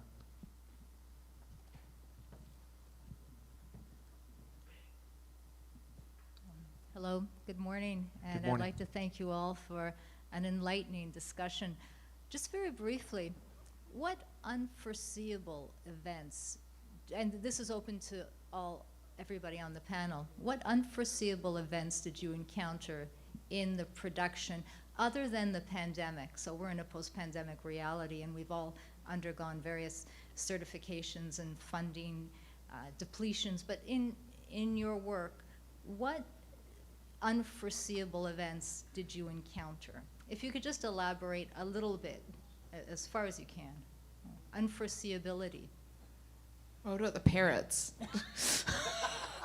The parrots, yes. Sounds like a Fellini movie. Well, now there's a lot of parrots. Well, it was just like there were, I mean, just from, you know, we were used to shooting in Toronto. We understand what the, you know, hold sound for a plane, hold sound for an ambulance. And then we were shooting in Rome. We were like, what is that sound?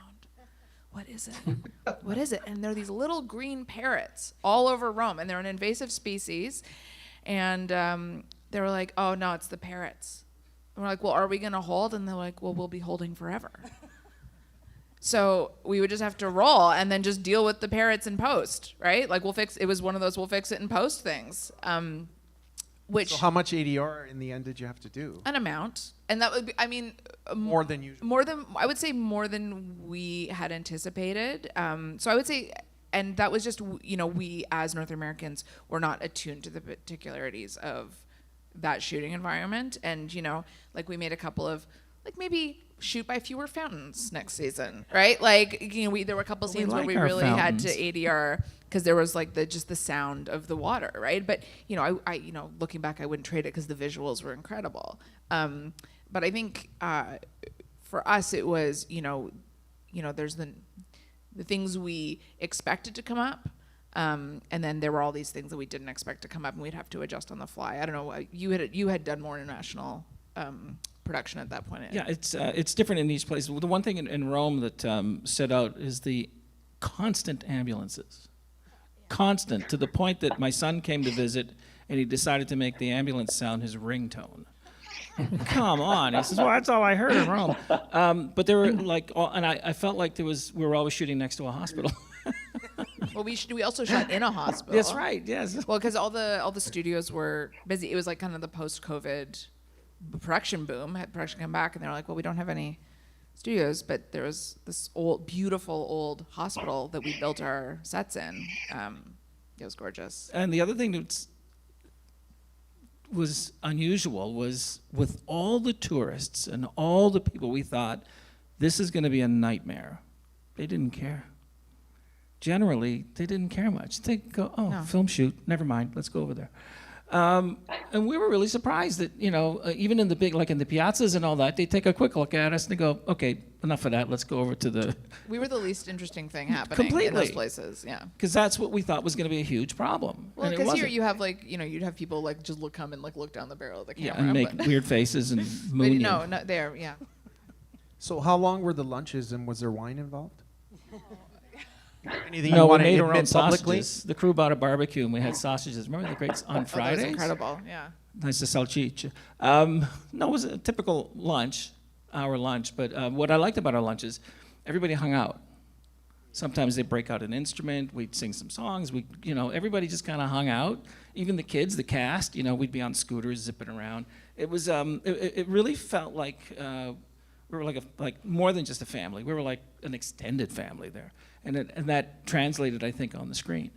And that's one thing I think we can learn from here in North America is just this compartmentalization of above the line, below the line, extras, crew. I think cohesively, when you're making a film especially, I think if you work as a family, it only benefits the end result. So that's great to hear. Are there any other questions? Did that answer your question, by the way, ma'am? Were you talking about more of like global trends or talking about the shoot specifically? From a legal perspective, there are a number of requirements that have to be met when you're filming in a foreign location. So the COVID or pandemic situation added an extra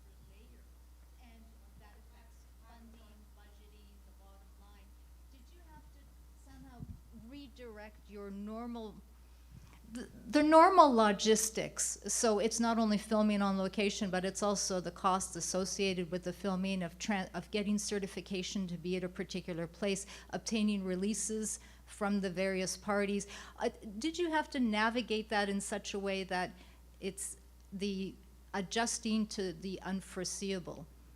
We factor that into contracts. So 2 years down the road, what do you think may happen? How do you factor that into a contract so that you're covered financially in the event that it happens? So what did you encounter that was unforeseeable, that you thought, we didn't expect this? Is it going to cost us a little bit more? How do we recoup? Should we just abort and not follow the path? There was one case that we were shooting at one of the monuments. And the division line. Do you remember this one? The fake pillar? Yeah. Oh, yeah. You go ahead. Well, there was just a miscommunication in terms of our permitting.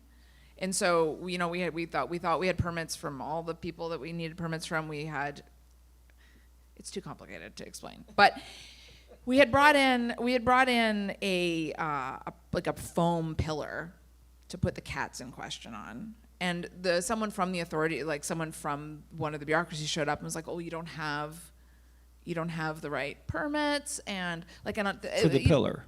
And on top of that, you're putting your trash on this historic pillar, and we were like, "We brought that. That's our pillar." It's foam. And in the end, it was great. It wasn't great in the moment. It's great now. In the end, we got the shot. It was able to work out. But in terms of what we would do differently moving forward. I mean, I think just being forewarned is being forearmed, I guess. But now we understand more acutely. All the things that we have to thread in terms of the locations and making sure that we're meeting all of their very reasonable requirements for, these are incredibly sensitive geographical locations. We shot in Villa Adriana, which is a UNESCO World Heritage Site, which was incredible.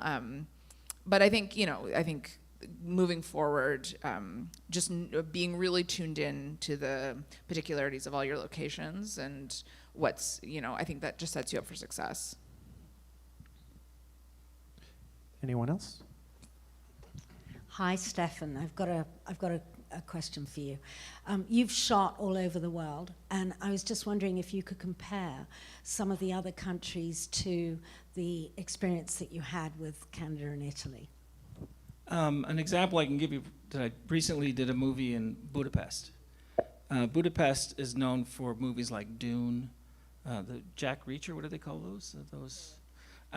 So huge $200 million pictures. We come in with a $3 million, not even, $275 Hallmark romance. 15-day shoot, no overtime.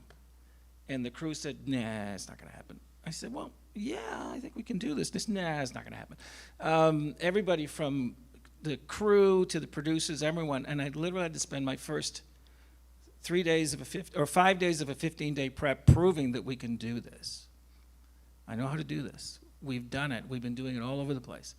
And I had to actually teach this crew how we organize things so thoroughly, shot list everything, plan how to scout down to the inch. I go and rehearse the actors, all of that, so that on the day it's paint by numbers. Once we got in 2 days in, everyone's going, well, why the hell isn't everyone else doing it like this? So in Italy, though, they knew it. They knew it. They knew this kind of thing because they've done so many different kinds of productions. Massive movies, including little tiny series like Margarita did, what was that series she did? It was almost like a Zero? Yeah. Which was almost shooting, a semi-reality show, unscripted. So they'll do all of that. And our crew in Italy had done the massive movies. They did Under the Tuscan Sun. The Two Popes, and then they've also done little tiny things that little 3-day shoots. So they got the gamut. So when we walked in with our schedule, which is 12 pages a day sometimes, with location changes, they said, okay. So you would say then that the Italians are very agile and adaptable? No problem. Very. And also brought a consistent level of artistry and craft to everything, no matter what we were doing, which was just, we'd be like, yeah, we're gonna put this girl in a dinosaur costume, and they'd be like, and we're gonna make it look like $1 million, right? Like there was, and like our wardrobe, our hair and makeup, it was the level of attention to detail and quality was like, from our production designer was a genius. I was just blown away. I'll say one other thing about our Italian team. They're always happy. Yeah. We walk through the production office, walk through wardrobe, any of the departments, they're laughing, they're working. And I actually do think that's about the 9-hour day. Like I did really find that the priority on work-life balance there was better than it is here. And I think that really translated to the tone on set, to managing burnout for the crew, for the cast, for everyone. And I don't know, I really felt that difference. I don't know if you felt that as well. Yeah. Yeah, absolutely. Without sounding cliche, it's sort of like here, or North America, Hollywood in particular, it's fear-based. Everything is, urgent, ASAP subject lines. Whereas in Italy, it's like, we invented cinema. We're making a movie. It's okay, or a TV series. It's fine. Yeah, it's fine. We're not curing cancer. Ultimately, we're providing a service, which is entertainment. Next question.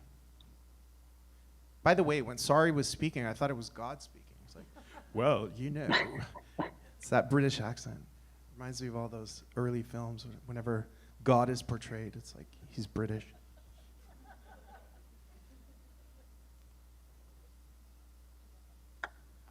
Can we have one last question? As an outsider, is there a mentorship program or liaison officers for productions, which would make it much easier? Oh, it's never easy. Would you say? Is there? I guess our mentorship? guild, DGC, has. Yeah, it depends. I think the different guilds, producers as well, and writing. Did they have a? I know the Directors Guild, yes, but I don't know what the protocols are for getting in on it. They used to call it a shadowing program, but now it's called something else. I'm gonna find out about it next week, but yeah, I think it's incredibly important to create and support apprenticeship programs, because I think we've all had mentors that we're eternally grateful to, and I think it's important to give back. So I'll say this for you, and two of my kids are going into film. One day on set is your first year in school. One day. Lydia knows. One day on set is your whole first year. You'll see it all. Can we have one final question and then we'll wrap it up? Mr. Cianciotta, who's an industry veteran and a legend in the industry. I sure don't want to be a legend. Why a showrunner? Sorry? Why a showrunner? Why am I a showrunner? No, why? Oh, why does it exist? Must have a showrunner. I guess the benefit that I found in speaking to our crew who had not worked with one is being able to have someone who sees a project through from inception all the way through post-production, has someone who has their eyes on the writing process, making sure those scripts come through production smoothly, making sure all the departments are on the same page, and then being able to take what we got during production and take it through editing and post and sound. Having one person with their eye on all those things just streamlines things in a way. It streamlines, all the different stakeholders from producers to broadcasters all the way through. Having all the feedback funneling through one person, I think it makes things work smoother through all those phases. And that was the feedback we got from our crew, which was nice, especially since they hadn't had that experience working with showrunners.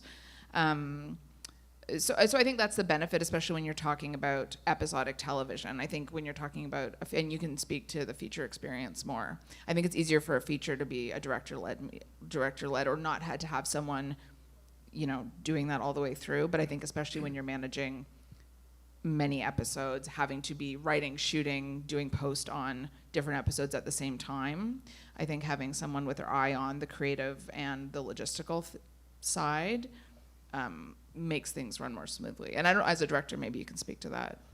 I know why you're asking the question, because it's on some shows, not on this one, it's an abused role, because there isn't the experience that they have. They have their eye on everything. So if I have a question, wardrobe has a question, the actors have a question, they have all the answers in one place. And it's for series. Features, not as much. You have your producer, you have your director. But for series and also in a series like this, we're shooting completely out of, what is it? Out of order, shooting, yeah. yeah. We're block shooting. So like on one day I do a scene from episode 3 and then one from episode 10.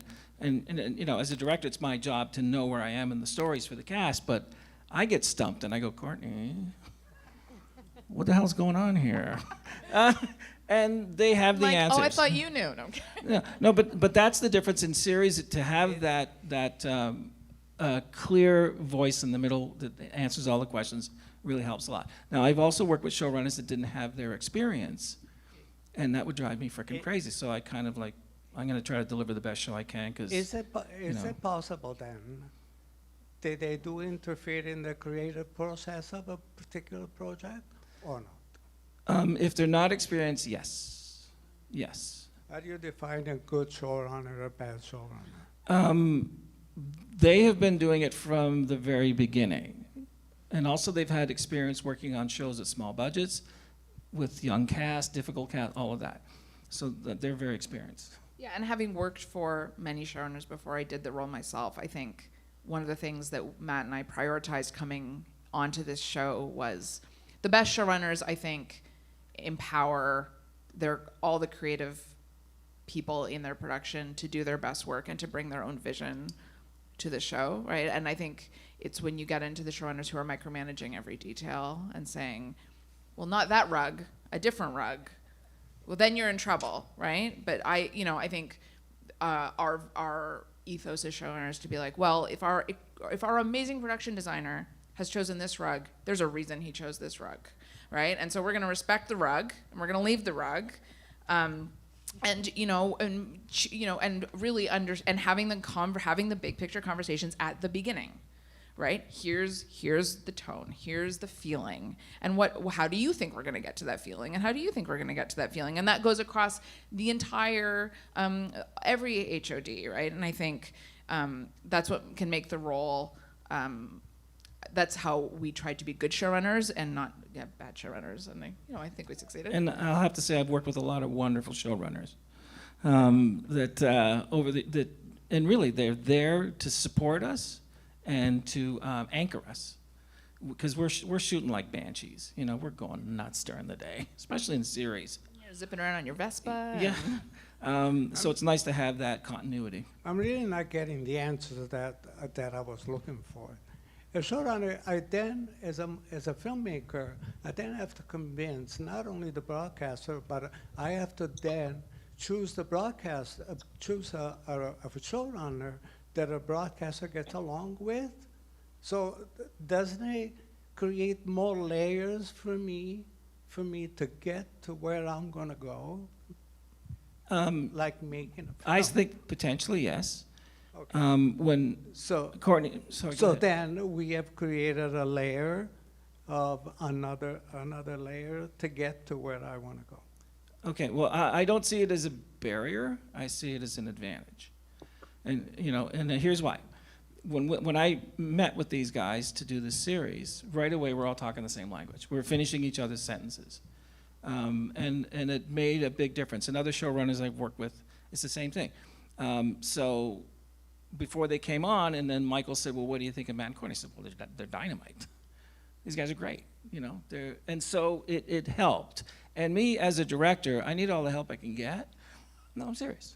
Because I'm focused on other things. I'm focused on the cast, on the performances, on this.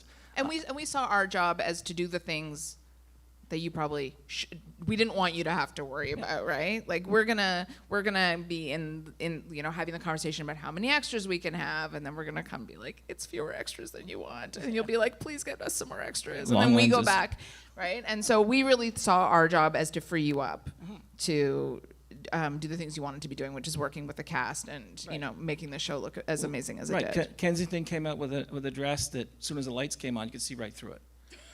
And Courtney ran up and says, "We can't shoot this. We can't shoot this." And she took care of it. You know, I said, "Okay, I'm gonna go do something else. Go fix it." On that note, I think we're out of time. I want to thank ICFF, Cristiano and the team, Industry Days, and to our esteemed panelists, both here in person and overseas, that took the time to be here. And thank you all for attending this great session. Thank you. Thank you, everyone. Thank you. Grazie. Thank you, Sergio. Thank you so much, all the panelists, also the one that are in remote. I know how difficult it is to stay in a conference when you are on Zoom.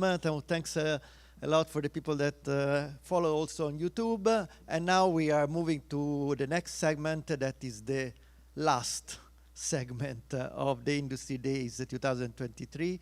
And I think that is an incredible segment that we are very proud to have. But first I would like to introduce an intro of the segment.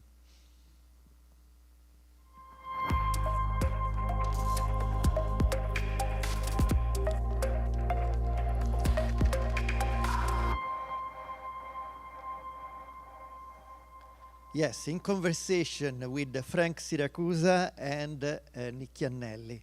I start with Nick Iannelli. Nick Iannelli, first of all, is a great friend of ICFF, is part of the board. And for me, it's an honor to have such an incredible person beside us. He's the vice president of Take 5 Productions. Take 5 Production. He was involved in many incredible series like Dance Man's Tale, the incredible Oscar winner Shape of Water, and many other success of Canadian cinema. So again, Nick, is again an honor to have you as a friend and of course here today for this in conversation. Grazie Cristiano, it's my pleasure to be here at Industry Day and to continue to be part of ICFF, sorry. I leave the stage to you. I don't need to be here. So well, you can hang out if you like. I will be there watching the conversation. Problem at all. And again, thanks a lot to be part of, thank of you, this thank Industry you. Day. Thanks. Thank you.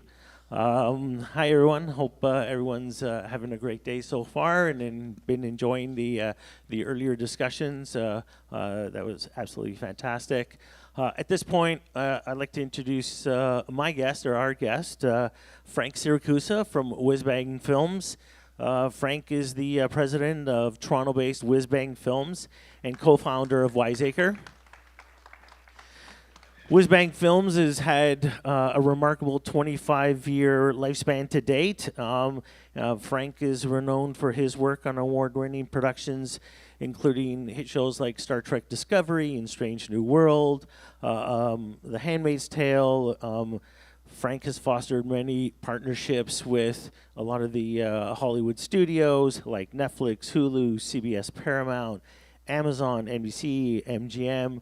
He's an accredited and an acclaimed executive producer who's received many nominations for his work and won multiple Primetime Emmys, Golden Globes, Canadian Screen Awards, Gemini's, Genie's, amazing. Literally one of the top producers in Canada and in the world, actually, not just here locally, and also a great friend. So Frank, thanks for joining us today. I think we actually have a little video that we might roll ahead of time, and then we'll get into the discussion with Frank.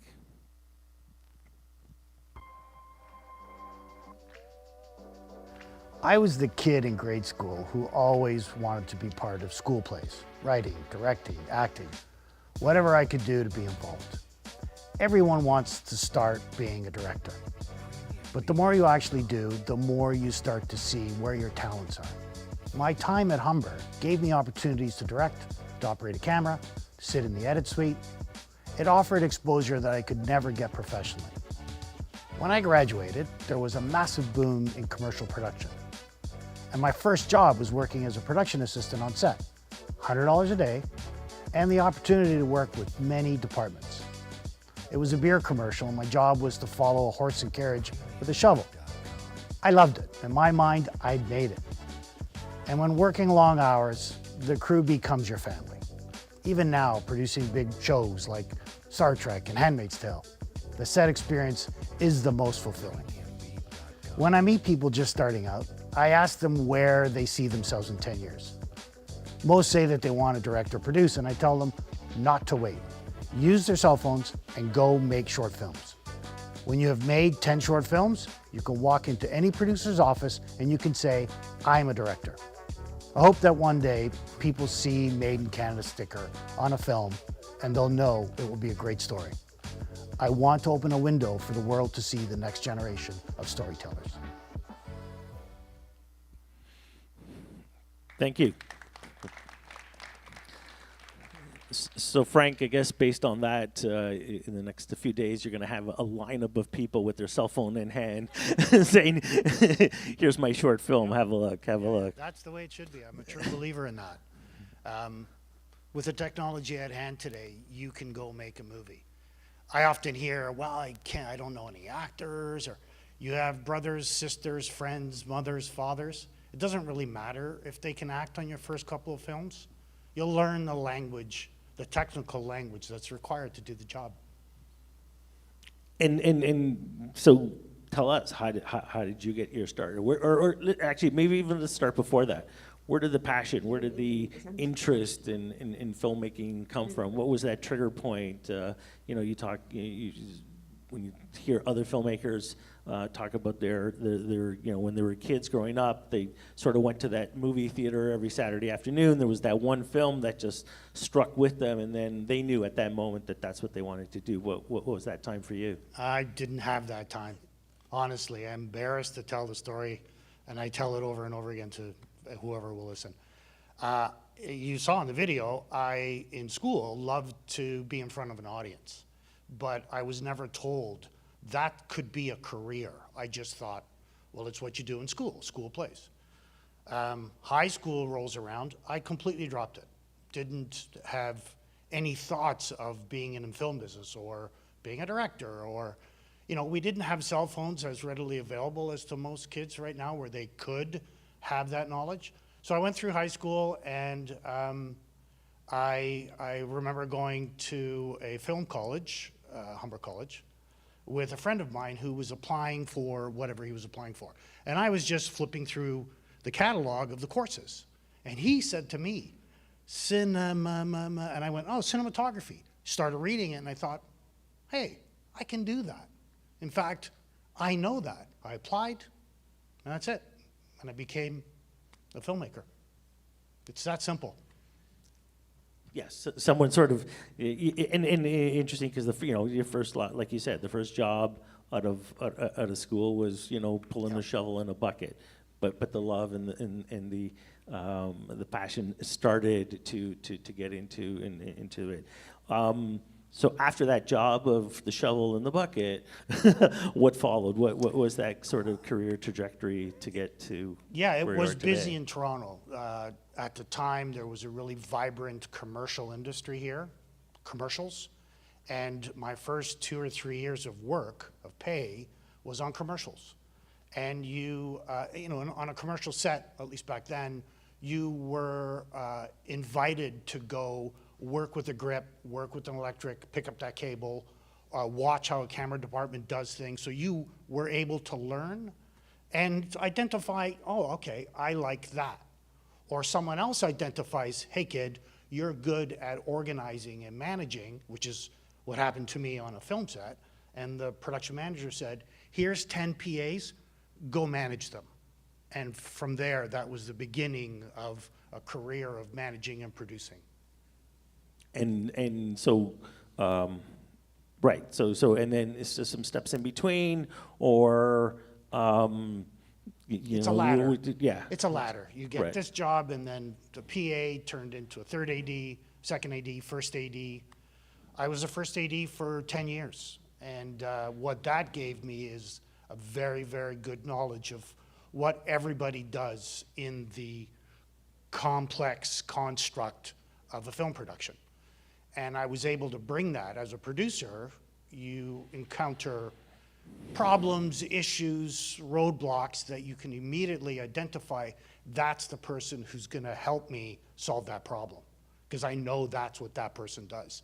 So you get to plow through a lot of these problems, solve them, and become successful in what you do. So it was that very thing that somebody identified that I'm good at, and they said to me, well, we want you to be a PM. Okay, jump right in. Well, we want you to be a line producer. Okay, jump right in. It wasn't, I guess they needed more people at the time than there is today. Today, everybody wants to be, and so there's a lineup for these jobs. Back then, there was a need for them, so they pulled you up, and I was lucky. And that's, you know, for the young filmmakers in the audience, that wasn't sort of a span of 2-3 years. That was probably a span of 15, 20 years or 12 years or something like that. It didn't happen overnight, and I know that a lot of young people expect to 35 years it's been in that journey. I often get people coming into my office, younger people, and I ask them, what do you want to do in 3 to 5 years? Where do you see yourself? First of all, I'm surprised at the number of people who are shocked by that question. They never thought that they would have to think of where they would have to be in 5 years. But I ask them that question, and the response I normally get is, I want to do what you do. And despite me saying, well, it's like 30 years, 35 years, they're like, yeah, but I could do it quicker. Which is good. It's a passion, but it's a long road. Yeah, no. What was your first producing job? I was invited to produce Due South, the television series. That was my first TV producing. My first feature film producing was, again, 35 years, the memory kinds of slip. I think the most memorable one is Passchendaele. That took us 12 years of pre-production. And I don't mean pre-production that you have an entire crew in an office. It was me and my partner at the time, Paul Gross, who set upon the journey of, let's do this war movie. And, you know, it took visiting the country in which the Canadians lived and died. I went to a lot of museums, saw a lot of pictures, and then it took a long time to convince the Canadian government to give us money to make the movie. If you're not familiar with Passchendaele, famous Canadian film, at the time, or maybe even to this day, is the most expensive, the highest budgeted Canadian film of all time. Paul Gross stars in it. Genie Award winner for Best Film of that year. I think it also won sort of the highest box office of that year. So truly an iconic Canadian film from the last 20 years. And in that process, so I mean, you know, the development process to get Passchendaele, the funding of it, and then the production itself. I mean, can you sort of give us a little bit more insight into some of those details? The raising the money was the challenge. We don't have funding policies in this country that can raise you $20 million, and that was the budget of the film. It's still big, even today, in today's standards. War movie, period. And, you know, our government and our distribution companies, or at least back then, their budgets were closer anywhere from 5 to 7. There's some distributors in the house who can tell you that the most they would give you is 3 to 5 million tops, and then they have to add another $1 million or 2 to advertise it or publicize it for you. So we actually had to go door to door to wealthy people of this country whose fathers or grandfathers fought in the war, and we said to them, this is a story about your ancestry. And that's the way we raised $20 million. We had a lot of people who we actually overfunded the movie. And just to expand, I guess, more on the development side, I know you do wear both hats in service producing and producing your own content. Are there some projects that you're developing now, or some projects in addition to Passchendaele that you've produced over the years that they're sort of special to you? Our development is mostly focused on television now because television is a market that we could make money. My passion to make a movie that really means something to me.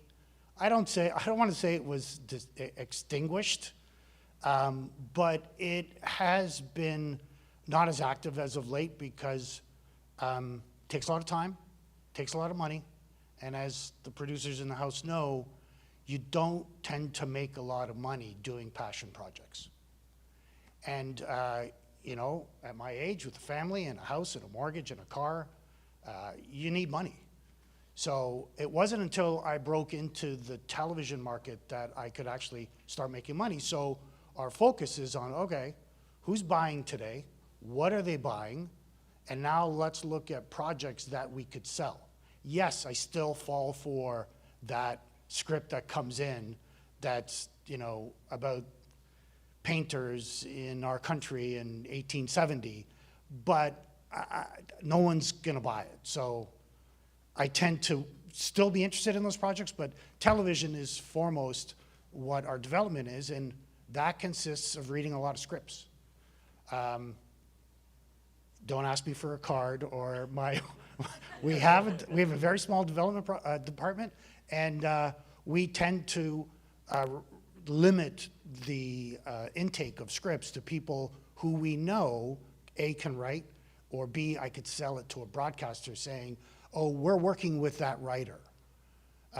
Often we're asked to just pitch the idea. Don't go ahead and spend your money writing it, which is what I still do to date, because I'm a true believer that what sells is quality writing. And the only way you really see quality writing is to pay a writer to do it. So we get asked, you know, give us pitches.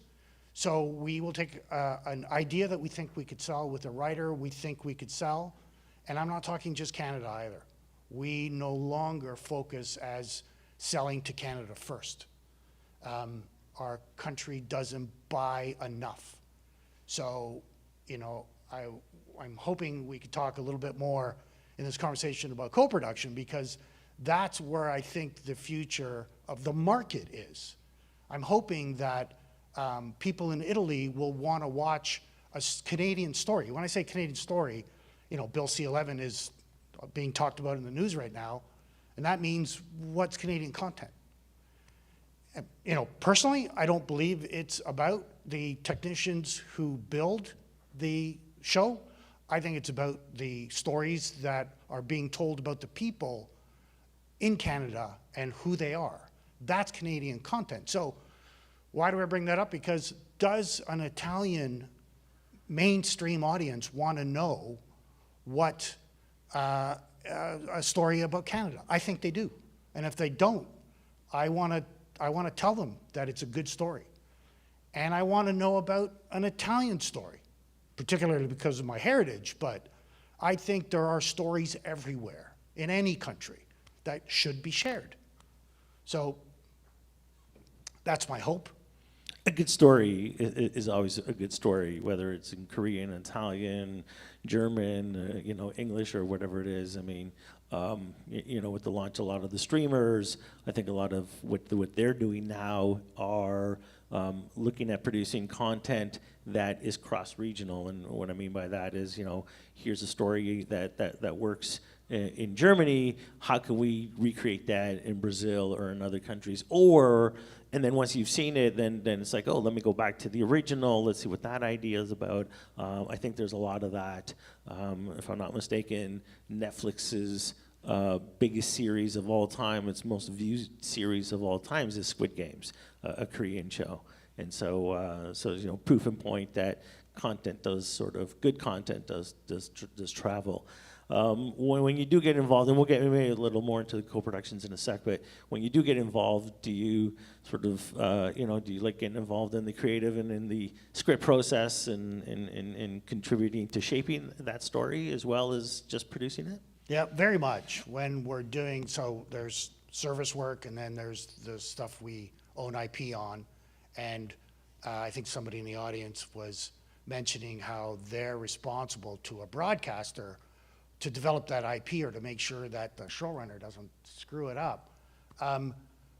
That's where, on the stuff we own, I need to get involved, because the showrunner who's normally the writer, by the way, doesn't necessarily have the interests of the marketplace in mind.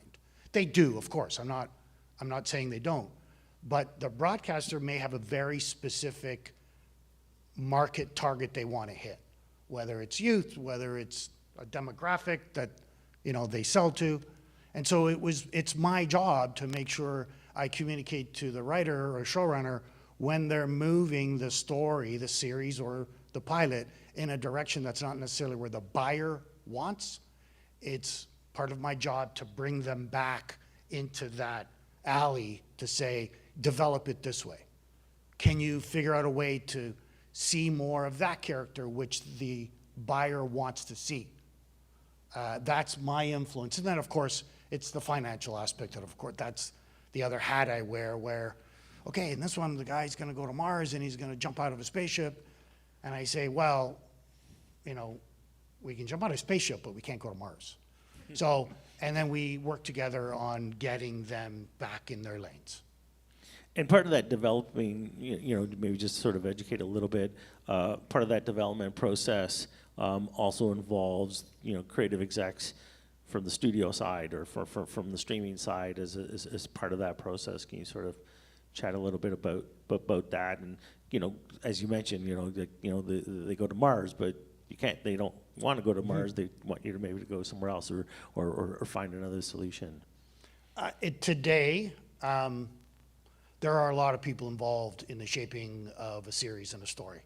And I think the previous panel that was up talked a little bit about the importance of a showrunner. And I don't personally believe production is or should be a democracy. I think there has to be a singular vision. Sure, there's collaboration.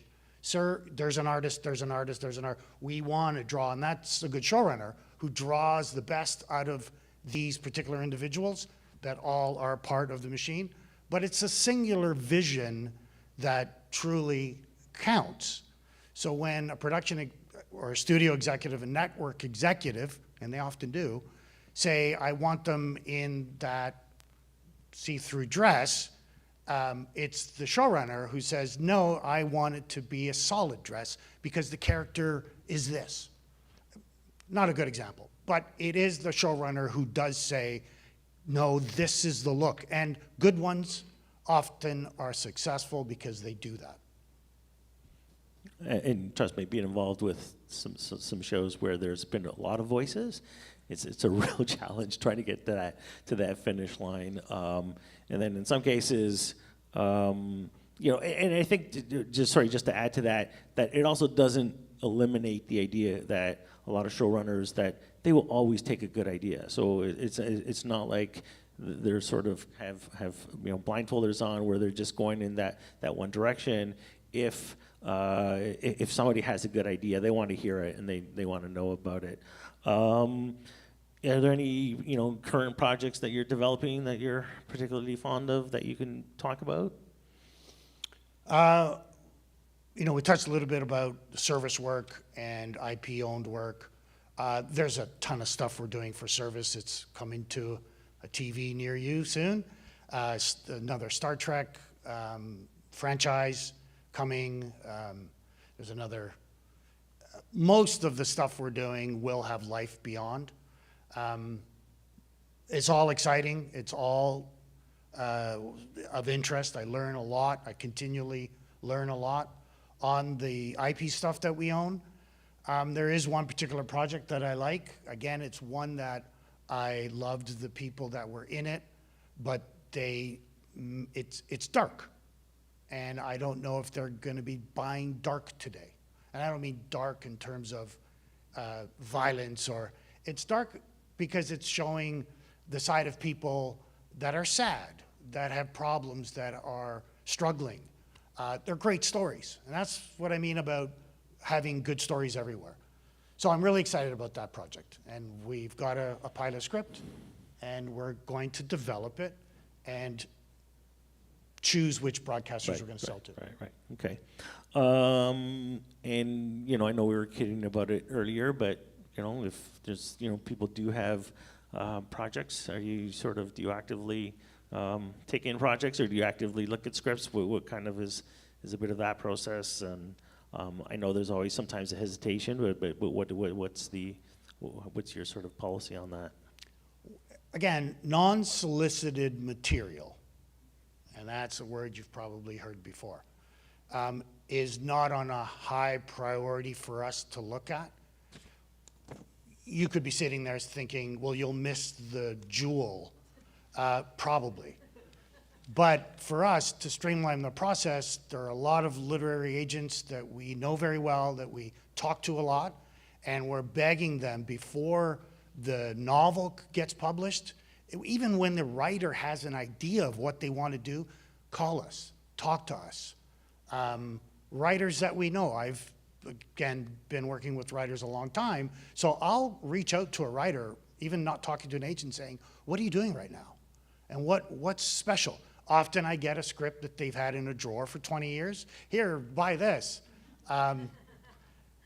But it's going, you know, it's like if you're a miner, if you're a gold miner, you'll go to a gold mine to find it. You won't go look into a desert. So that's kind of the analogy where we go where we know the material is going to be. Let's switch gears a little bit. Let's talk a little bit more on the service producing side, just as a general thing for the audience. What exactly is service producing? Good question. So we have a relationship with networks, broadcasters, and studios, and they will call us and say, we have scripts or a script that has been developed and purchased by a buyer normally a broadcaster or platform. So we need to make it, and this is how much money we have to make it. Can you tell us if it's enough money? That's the start of it. They send us the material, we look at it, you know, with some of the techniques and that we do, we say to them, you are closer to this number than this number. And then they say to us, okay, well, that's all we have, and the buyer has bought the script that goes to Mars, so can you help us get it down to that number? And that's what we do. We say, okay, so instead of doing your big spaceship, do a capsule. Instead of this, do that. And we give them we give them a menu. And they often ask for the menu, a very specific, tell us what we need to cut. Here's a whole list of, and my partner, John Weber of Take 5 and I, we've gotten fairly good at it. And it ranges from do post in Canada, because you get a better tax credit, to, you know, use less American actors. There are a lot of great Canadian actors that you could use that'll save you money, to very specific, don't do a car crash, do a walk and talk and somebody trips. And then beyond that, you're overseeing the production as it's going and ensuring that you deliver on time and on budget. And we put a crew together. We hire the keys for them. Of course, they pick them, but we bring them the people we trust and that we've worked with before. We have very good relationship with the local governments. So when somebody wants to shut down a road and they say no, John and I go in and we say to the right people, you need to do this. We don't ask you to do much, but this is one you need to do. This is Star Trek or this is Handmaids. We, of course, look at the budgets. Most of the time we create the budgets. We manage the budgets because when you put a budget in the hand of a showrunner, his first thought is not, how do I do this on budget? It's how do I do it the best to creatively service the show? And, you know, there's a disconnect most of the time where we have to come in and say, okay, just put it back in the box.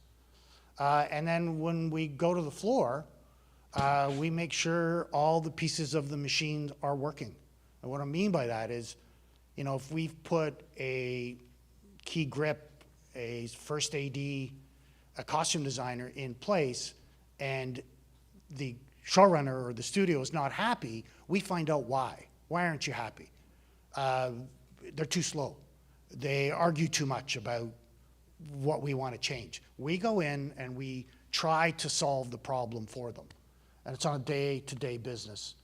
One day you're a fireman, the next day you're a priest, the next day you're a psychologist. All of the above.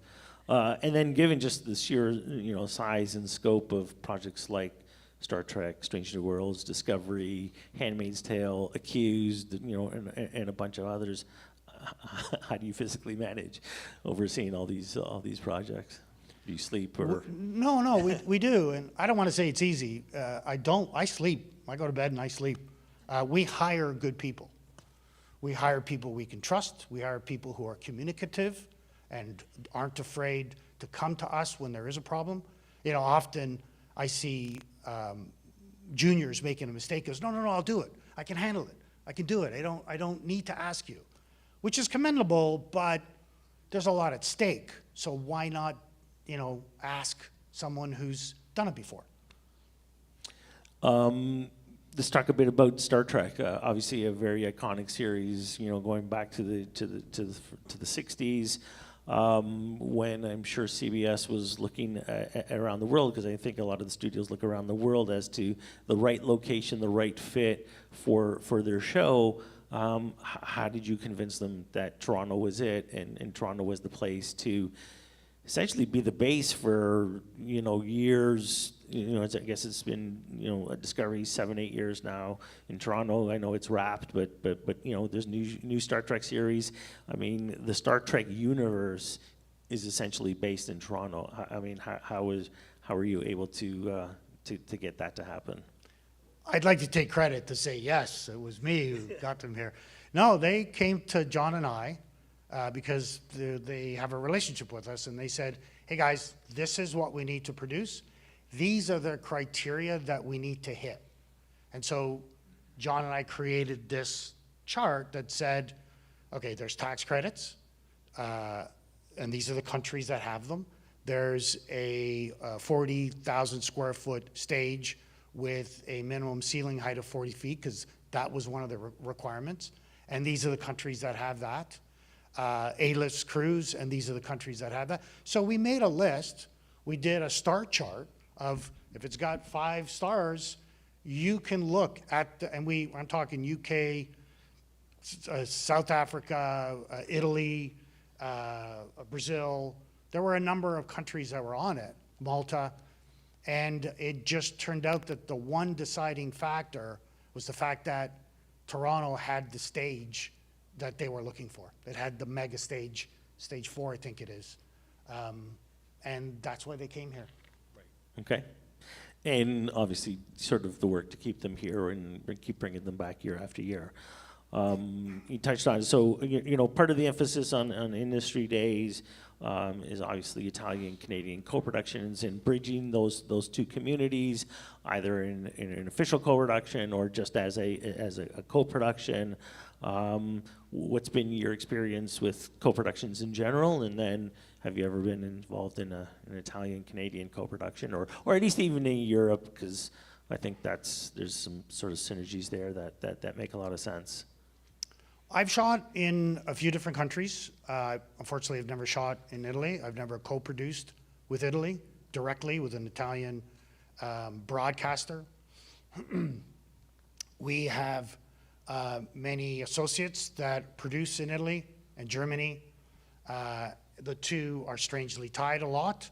We have a good relationship with a German buyer, a distributor, who often works with Italian broadcasters and sells to Italian broadcasters. And we've tried desperately, I may add, to get something going with an Italian broadcaster. Came close once. We've worked on the service side in Europe a lot, and on one particular project that we did in Malta, we pulled in the grip and electric team from Italy. And they were there in a second. It was great because I could understand them and I could struggle to speak to them, but so, that's pretty much been my experience. Right. And it's without question, even with my own experience in shows that we work on in Budapest and Bucharest or in Ireland or anywhere in Europe, a lot of the keys or the HODs, the costume, production design, all of these people always come from Italy. Obviously there's sort of an immense talent there. I know there's an upcoming project that that you're going to be executive producing. It's a Sony Fox series called Doc. Doc originated actually as an Italian series. I think it's a famous Italian series, and I'm trying not to brutalize this, but Doc nelle tue mani, starring Luca Argentero, is a very popular series that was created in Italy and is now starting to branch out, and you're going to be producing the North American version of that. Is there anything you can sort of tell us about that project? Fortunately, I don't know how it came to be that the writer, it could have been the writer, could have been the studio, could have been the broadcaster who saw it and said, hey, that would make a good series for audiences in America. It could have been the producer of that particular Italian series that reached out to an American to say, hey, this is really successful here. It is going to be successful there. It's basically the story of second chances. A famous doctor, I don't think I'm giving anything away, who through an accident loses her memory. And her past was filled with a lot of good and bad, mostly bad. But bad in terms of who she was. So now she's given a second chance, because imagine you wake up one morning, you don't remember the last 7 years, and I say to you, you know, you were a real asshole. I was like, well, how could I be? So it's about second chances. It's about, okay, if I was bad, maybe I can be better. And I think one of the main differences is that in Italy it was a male lead, and I think the North American version is going to be a female lead. Yep.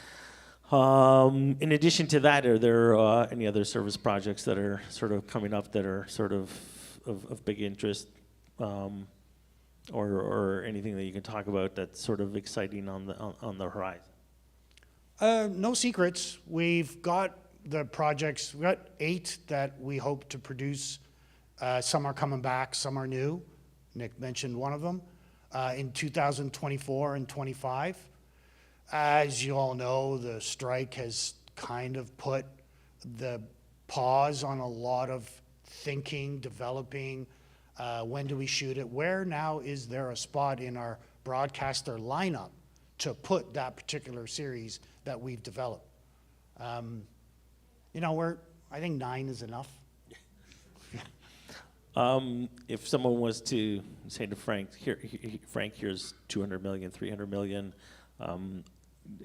there's a sort of a saying with all filmmakers is that you never have enough budget. So even when a Steven Spielberg or whoever big Hollywood director, you know, is given a budget of $350 million, trust me, they don't have enough money for actually what they want to execute on, and they have to try and make it work. You know, but what would that project be for Frank? What would be, geez, if I could, you know, do anything? What would it be? Would it be a feature? Would it be a series? Would it miniseries? I think at this point in my career, I've been lucky.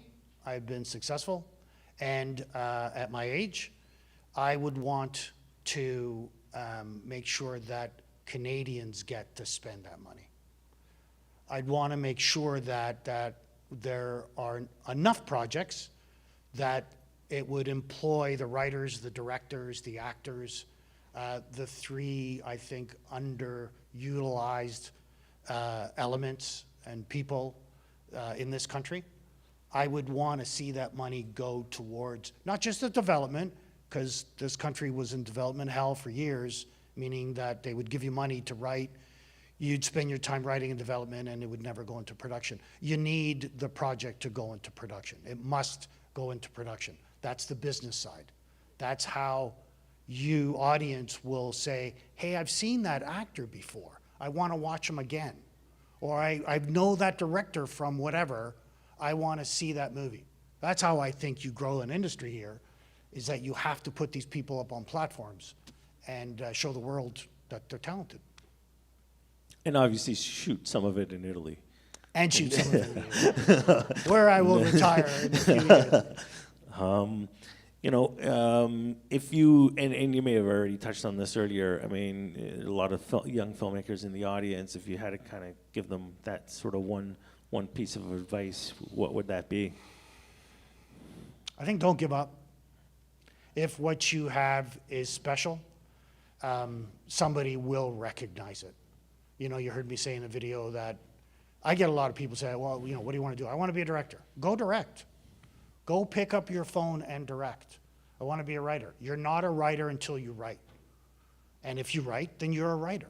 You may not get paid right away, but persistence, you'll get there. Right. And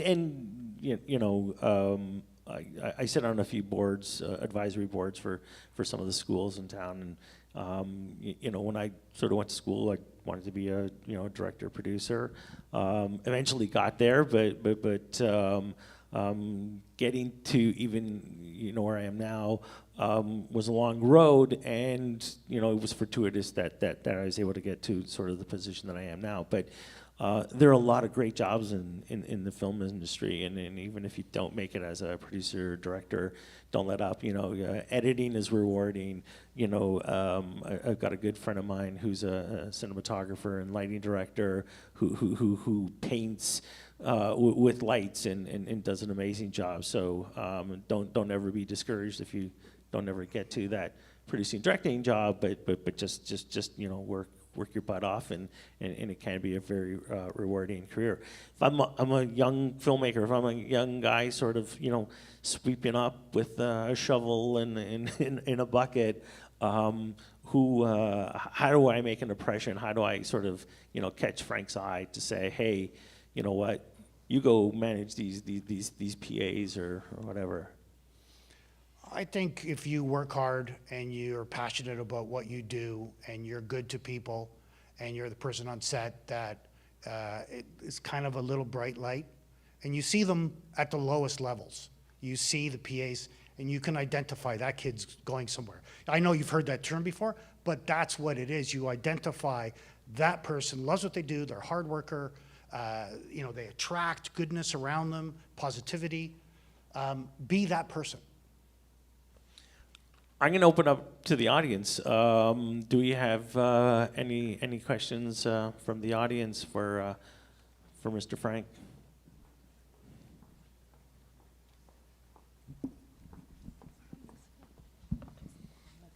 Can you tell us a little bit about Due South? Because I thought Due South really broke the market for Canadian television for sure.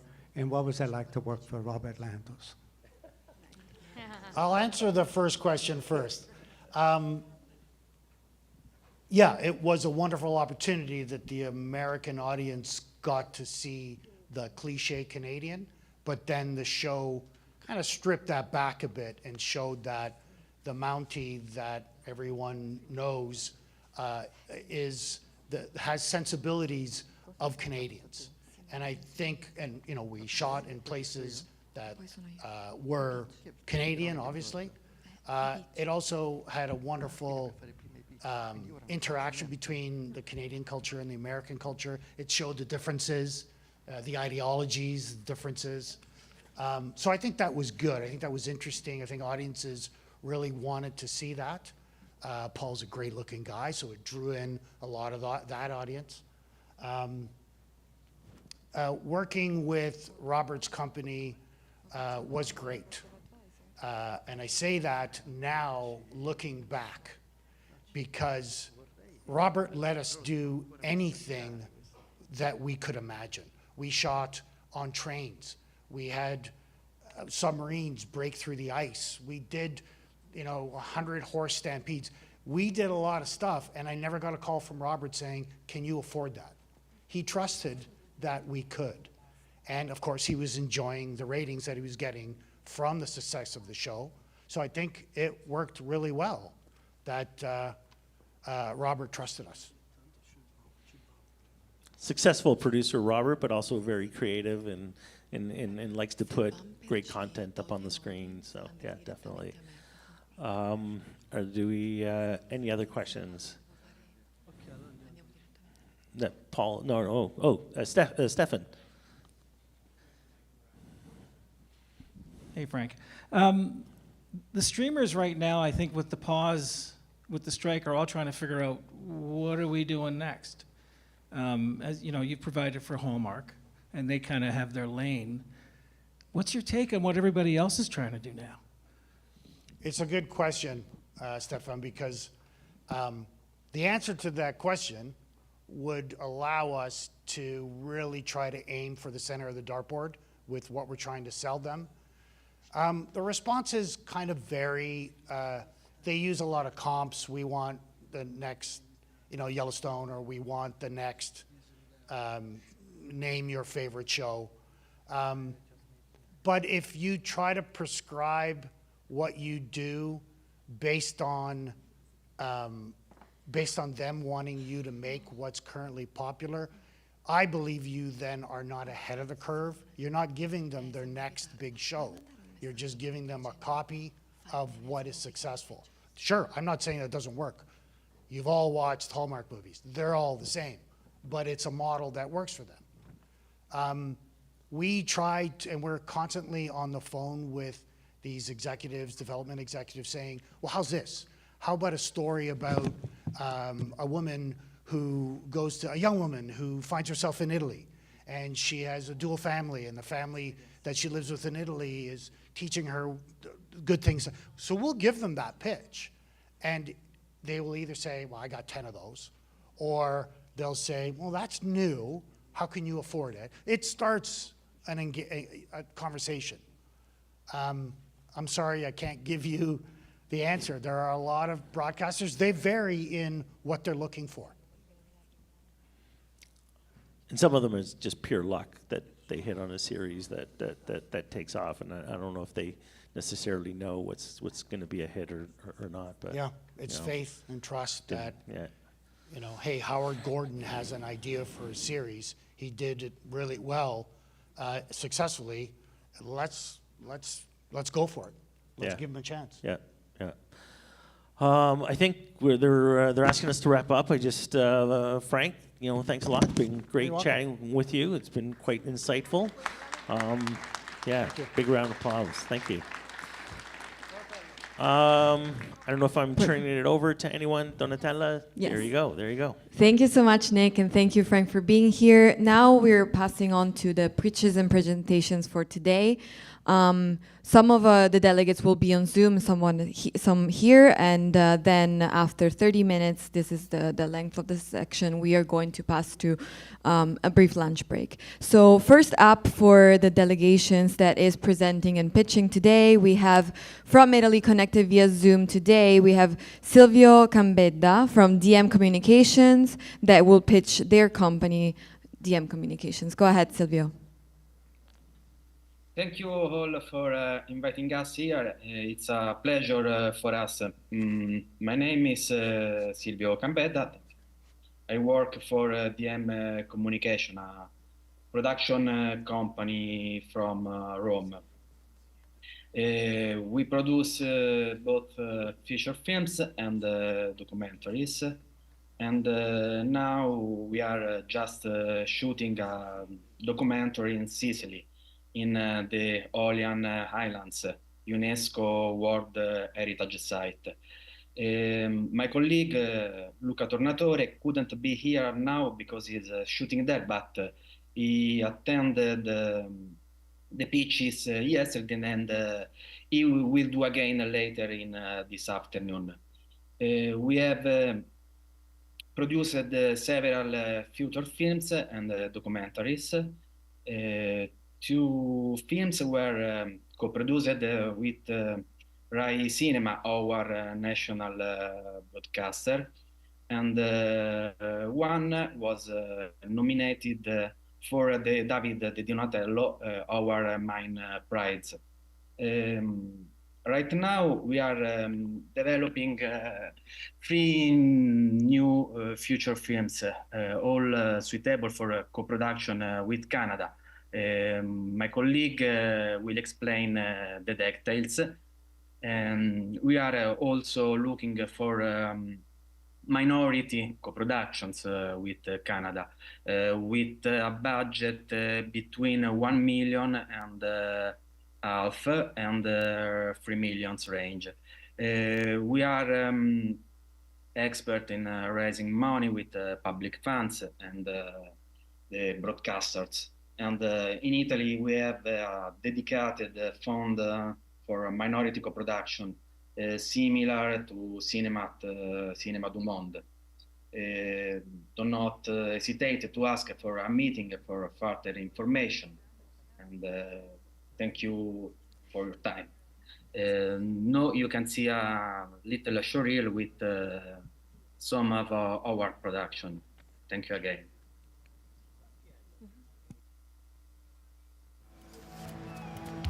Vai Paolo, vai! Forza Paolo! Vai, vai! Io voglio combattere. Vai.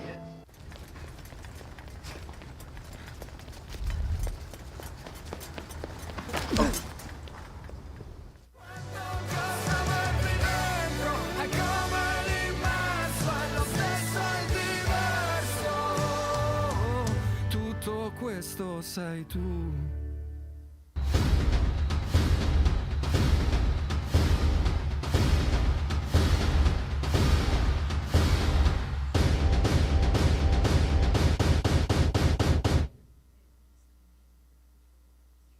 Thank you so much, Silvio, and thank you so much to the team of DM Communications for introducing themselves. Now we're passing on to another delegate here with us on Zoom. He's Andrea Italia from Eliseo Entertainment. So go ahead, Andrea. Thank you. Hello, everybody. My name is Andrea Italia. I'm the producer of Eliseo Entertainment, a production company based in Rome. Since the 1999, Eliseo has produced many Italian successes from TV series to feature film. In 2019, we were lucky enough to co-produce J'accuse by Roman Polanski that was awarded with the Silver Lion at Venice Film Festival. Our last production was also with Polanski on his last film, The Palace, that was selected out of competition at Venice Film Festival. Here, if you want, there is a video presentation of our company.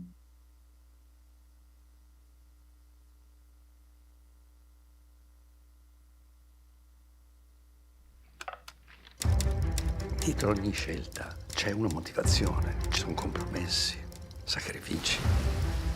Ha un senso che un uomo non si tira indietro di fronte a un sacrificio a cui sa di andare incontro. È bene che ognuno segua la propria coscienza, la propria strada. Se non canto non vivo. Io ho il diritto di essere ascoltato! In quanto cosa? In quanto uomo, io ho una voce!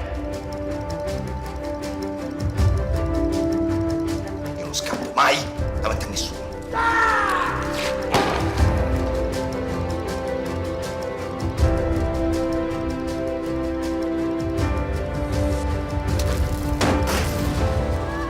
Sono uomini che ci provano e uomini che ci riescono. Quand une société en est là, elle tombe en décomposition. Le idee, le parole, la cultura possono aiutare a cambiare il mondo. Tutti insieme cercheremo di immaginare il futuro, di vederlo, perché solo se saremo in grado di vederlo, di immaginarlo, lo potremo raggiungere. Sono le persone folli che rendono il mondo un posto speciale. Sono il tuo nemico! L'hai voluto tu. Signori e signori, showtime!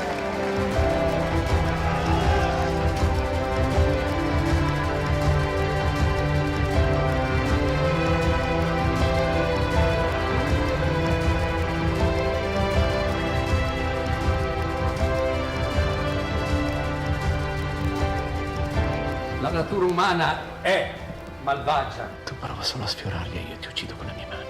Vaffanculo!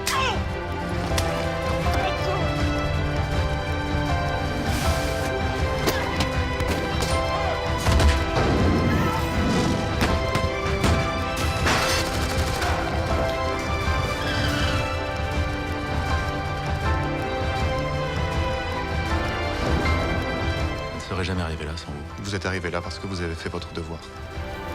Io mi auguro che il futuro di questa nazione sia per una volta all'altezza dei nostri buoni propositi.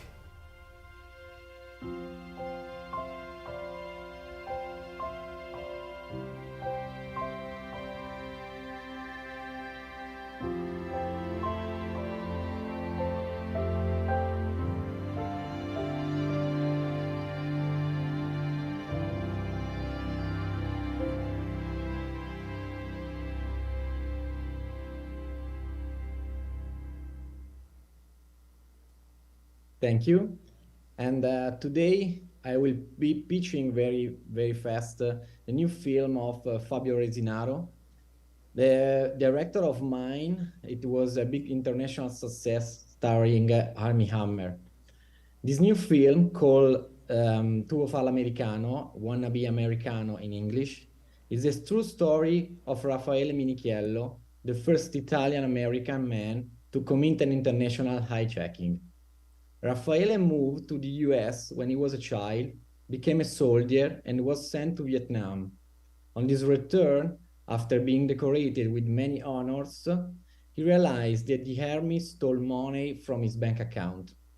Horrified and suffering with PTSD, he decided to go back to Italy and reunite with his father. In order to return to Italy, he hijacks a plane and begins a 24-hour journey from LA to Rome. We can say that the references are Catch Me If You Can meet Forrest Gump. We just finished the development stage of the script and we are starting conversation to find partnership and be able to shoot in 2025. From Italy, Right Cinema will co-produce the film with us. If you have any interest on this inspiring film, please feel free to contact me and we can set up a call. Thank you very much for your attention.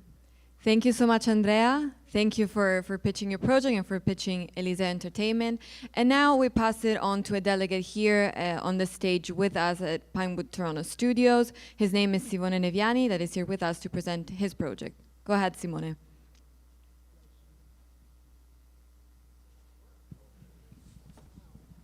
Test. Ooh, wow, that's loud. Hello, my name is Simon Neviani, and I would like today to present my project under the name Was Within.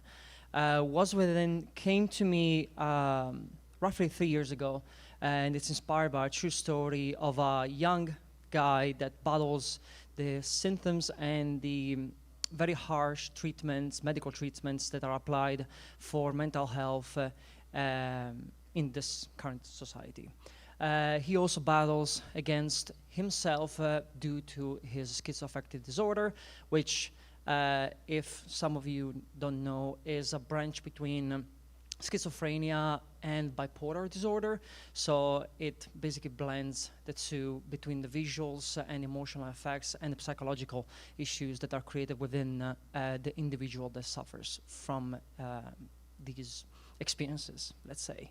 I was very drawn by this story of a friend of mine because I myself come from mental health issues, which are different, but I felt very compelled to tell a story that doesn't, unfortunately, like these kind of stories, unfortunately, don't get to be seen as much and are very taken as granted.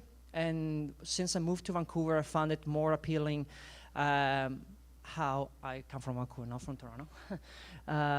I found that the homeless situation, which is due especially from mental health issues, are being disregarded. And I wanted to give further strength to the story, portraying also that part of society that's been neglected and that's been not taken as much into consideration in our daily living, let's say. We are currently in our last stages of development. The script is currently being reshaped, just tweaked, I would say. We are currently establishing relationship with castings and talent agents. We don't have anybody attached on the project as of yet because we're looking for initial funding. And once we get the initial fundings for the project, we will be able to send out offers to therefore create our packaging options for the film. We're looking into international distribution eventually. The budget that we are aiming for sits around $3 million and $5 million based on cast above the lines and based on the logistic of the project as well, depending on where we're going to be shooting and whatnot. Marketing-wise, we also, because it also rotates around soccer, and I'm Italian, I grew up with soccer, I couldn't help. There is a big marketing opportunity in terms of investment, which is the upcoming North American World Cup, which is going to be in 2026. And strategically, we would like to release the film just before the beginning of the World Cup, which would help to ramp up revenues, views, and therefore spread a broader message that's within the film itself. Within the project itself, we touch the themes of self-forgiveness, especially, which is something has been very delicate for myself, and I see that it's very common within the mental health community. There's a lot of perceived guilt within ourselves that we struggle to find a voice, we struggle to address it, and that's also what the character goes through in his journey of Wake, and also the establishment of healthy relationships, and especially supportive relationships that they look outside of the regular book that are meant to follow as medical procedures, and they actually overcome those barriers that are created between the patient and the mental health carer. I would like to extend my invite. If anyone would like to come up to me, I'm more than happy to have a chat with anybody and clarify any point. My contacts are on the slide, I guess, which is simone.neviani00@gmail.com. That's my personal email. And then I can also address it to my co-partners, which are Crawford Entertainment. And today I'm also presenting in my slate. I have multiple other projects from another company as well, which we delve from comedy to horror thriller to thriller actions, and we always have an idea to have very broad in terms of cultural understanding of the stories, and we try to bring multiple views from different perspectives coming from different parts of the world as well. So we like to also showcase different languages, which I'm bilingual, maybe trilingual, I would say. And we like to bring that onto the screen as well, because that feels more authentic and resonates more with the audience. We'd like to thank you, all of you. Thank you. Thanks, Simone. Thank you so much for being here with us. Yeah, give a big round of applause. And now from one Simone to the next, we have Simone Gandolfo connected here with us on Zoom from Italy. He will pitch us his project and his company, Macaya Film. Go ahead, Simone. Hi, everyone. Big pleasure to be here. Actually, I will pitch my company because we are a service production company from Italy. So I don't have a project as a producer. Basically, what we do, and I hope that I prepare a slide video, hope that is running away. Basically, what we do is the financial issue in Italy. We take care about all the application to maximize the Italian public fund. And of course, we have a strong relation with national government and regional governments. So we are able also to cut down the cost in terms of facilities, in terms of public ground occupation, in terms of location and everything. And we handle all the production phases, from the soft prep, in terms of recce, in terms of everything. And to the post-production, to the delivery. We did a lot of service production, mainly for European production. The biggest one probably was The Life Ahead with Sophia Loren, that I think everybody knows.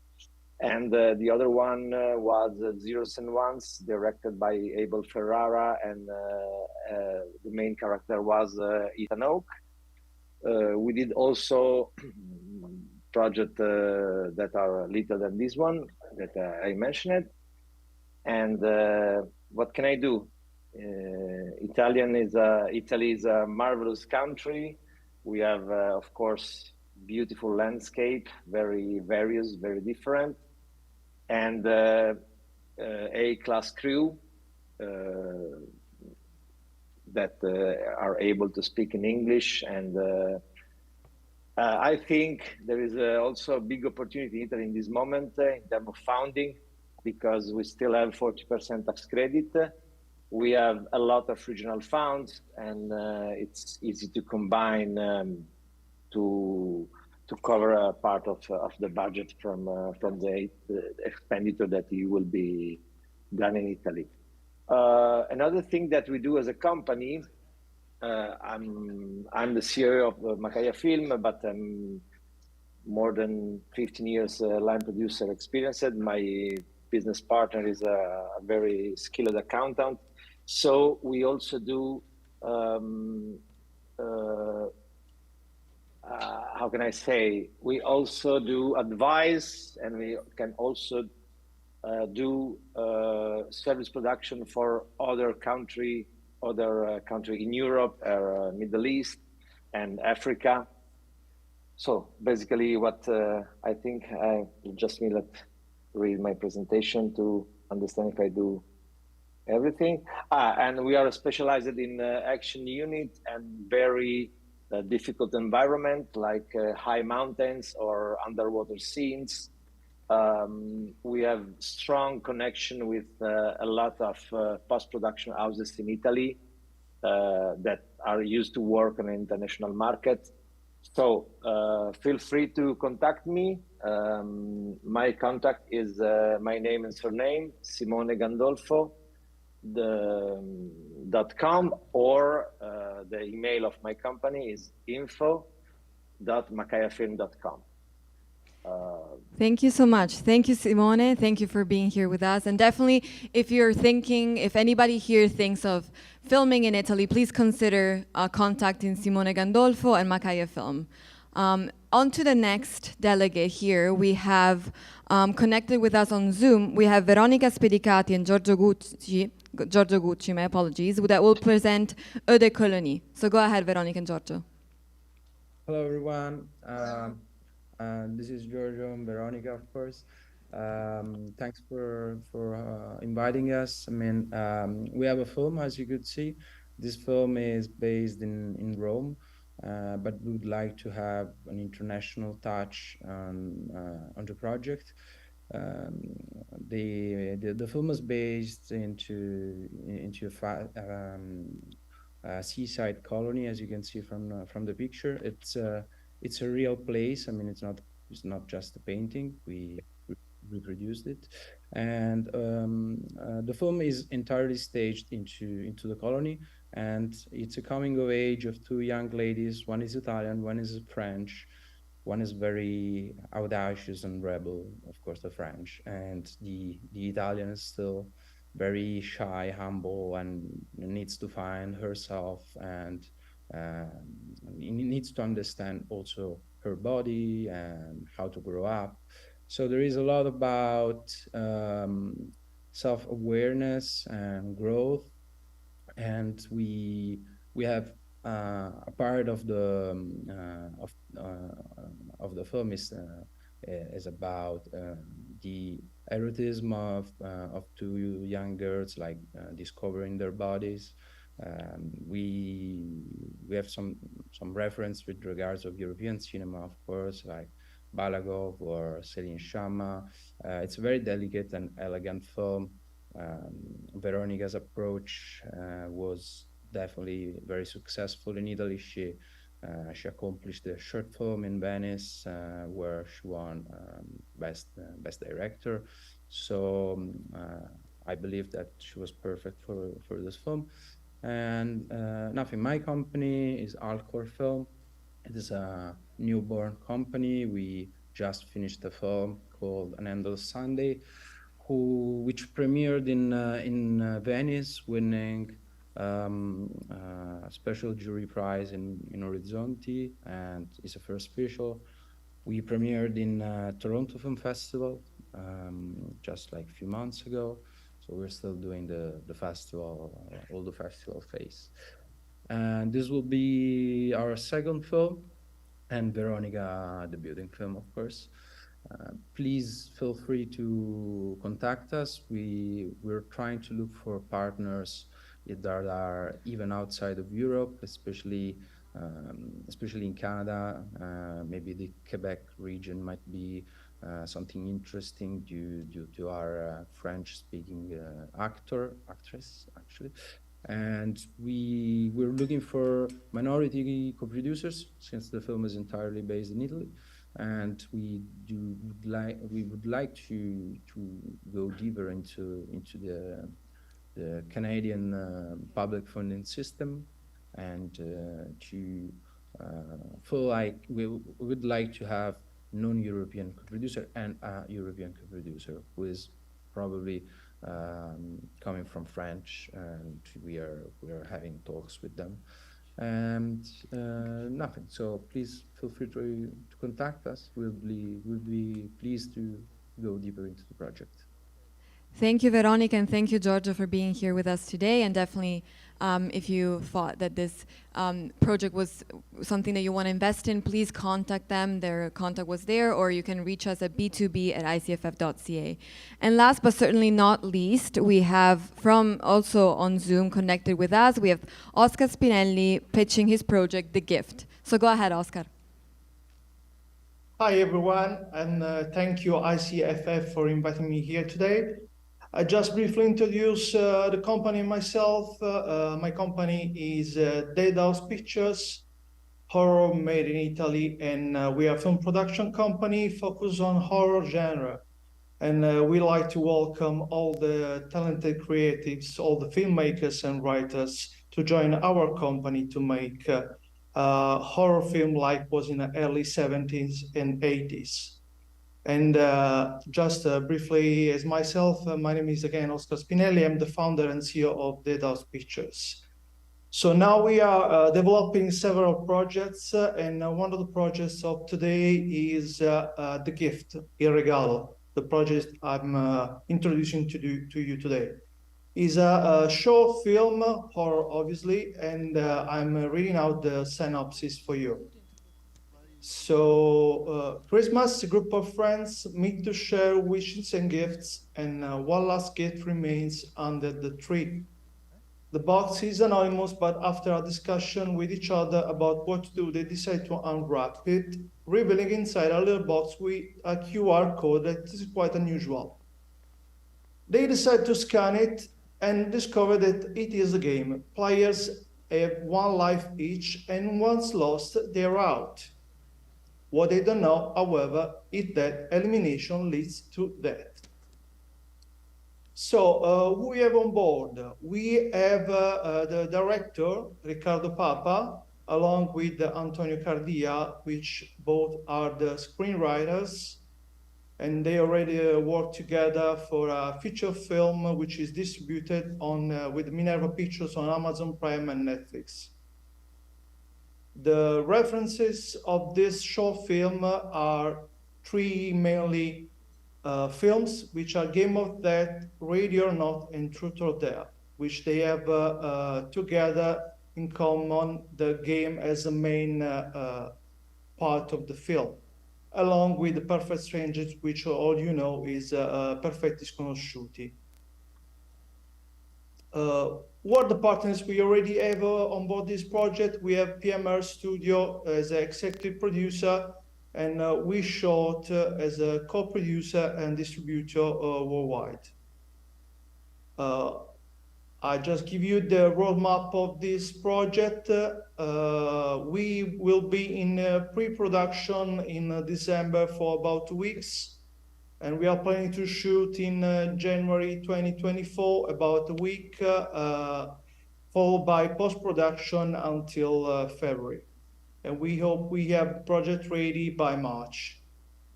As from March, we will start to participate for about a year to various festivals worldwide. What are the costs of the film? The cost is about $40,000, around $40,000, let's say, all around distribution and making the film. What we are looking for financial partners and co-producers. So if you like to jump into this project as, let's say, a brief contact, that could be also a feature film in the future, please contact me, and you can see here all my contacts. And also you can find Oscar Spinelli at Dead House Pictures online on website. Thank you again. Grazie, thank you so much. Thank you to everybody that participated to the pitch. And now we are really at the end of this marathon of 2 days of industry days. I'd like to thank also a delegation that was part of these industry days, but also was part of a sort of a mission that we had at the festival in Rome, the Alice. Is a festival that of cinema in Rome that really opened up to Canada, and Canada was an honorary country this year. So we brought there many filmmakers, directors, people that really were interested to co-produce with Italy. And thanks also to, of course, the Chamber of Commerce of Rome and the Chamber of Commerce of Ontario that helped us to put this together. So now we ended in some way the season of what we consider the industry conference that we organized. We organized the Venice, Rome, and now Toronto. So it was a very challenging and also rewarding year for us. Many people participated of all these 3 events. And I have to thank you that participate here in person at Pinewood Studio. So thanks a lot to come to downtown, actually in a very remote place in some way of Toronto, not Bloor Village and so on, and you participate very actively to this conference. I have to thank, of course, the sponsors. ICE, the Italian trade agency, thanks a lot for the support. Benedetta, always with us, and Marco Saladini, that was, of course, one of the speakers at the introduction. I would like to thank Telefilm Canada, Ontario Creates, the City of Toronto, Castle Point, Numa, Moira, and Alfredo Romano, of course, the Embassy of Italy in Ottawa, and the Canadian Embassy in Rome. Thank you also to Take 5 Productions. Thank you, Nick Iannelli, to be also part of our Industry Day, Anika, and a special thanks to the food sponsor, Tutto Gourmet. An applause for all the sponsors of this conference that, of course, they help us to put all this together. Thanks to CERT, of course, to having us using this incredible space at Stage 10 at Pinewood. And thank you. I'd like to thank all the people of our staff that participate and contribute so much to this conference. Mara Cataldi, of course, Antonio Burgio, Antonio Alvaro, Natalie Quercia, Tony Da Silva, and of course, we have Sabrina over there, and I can say that Donatella has really to have a big applause from all of us because she was the center of this Industry Day.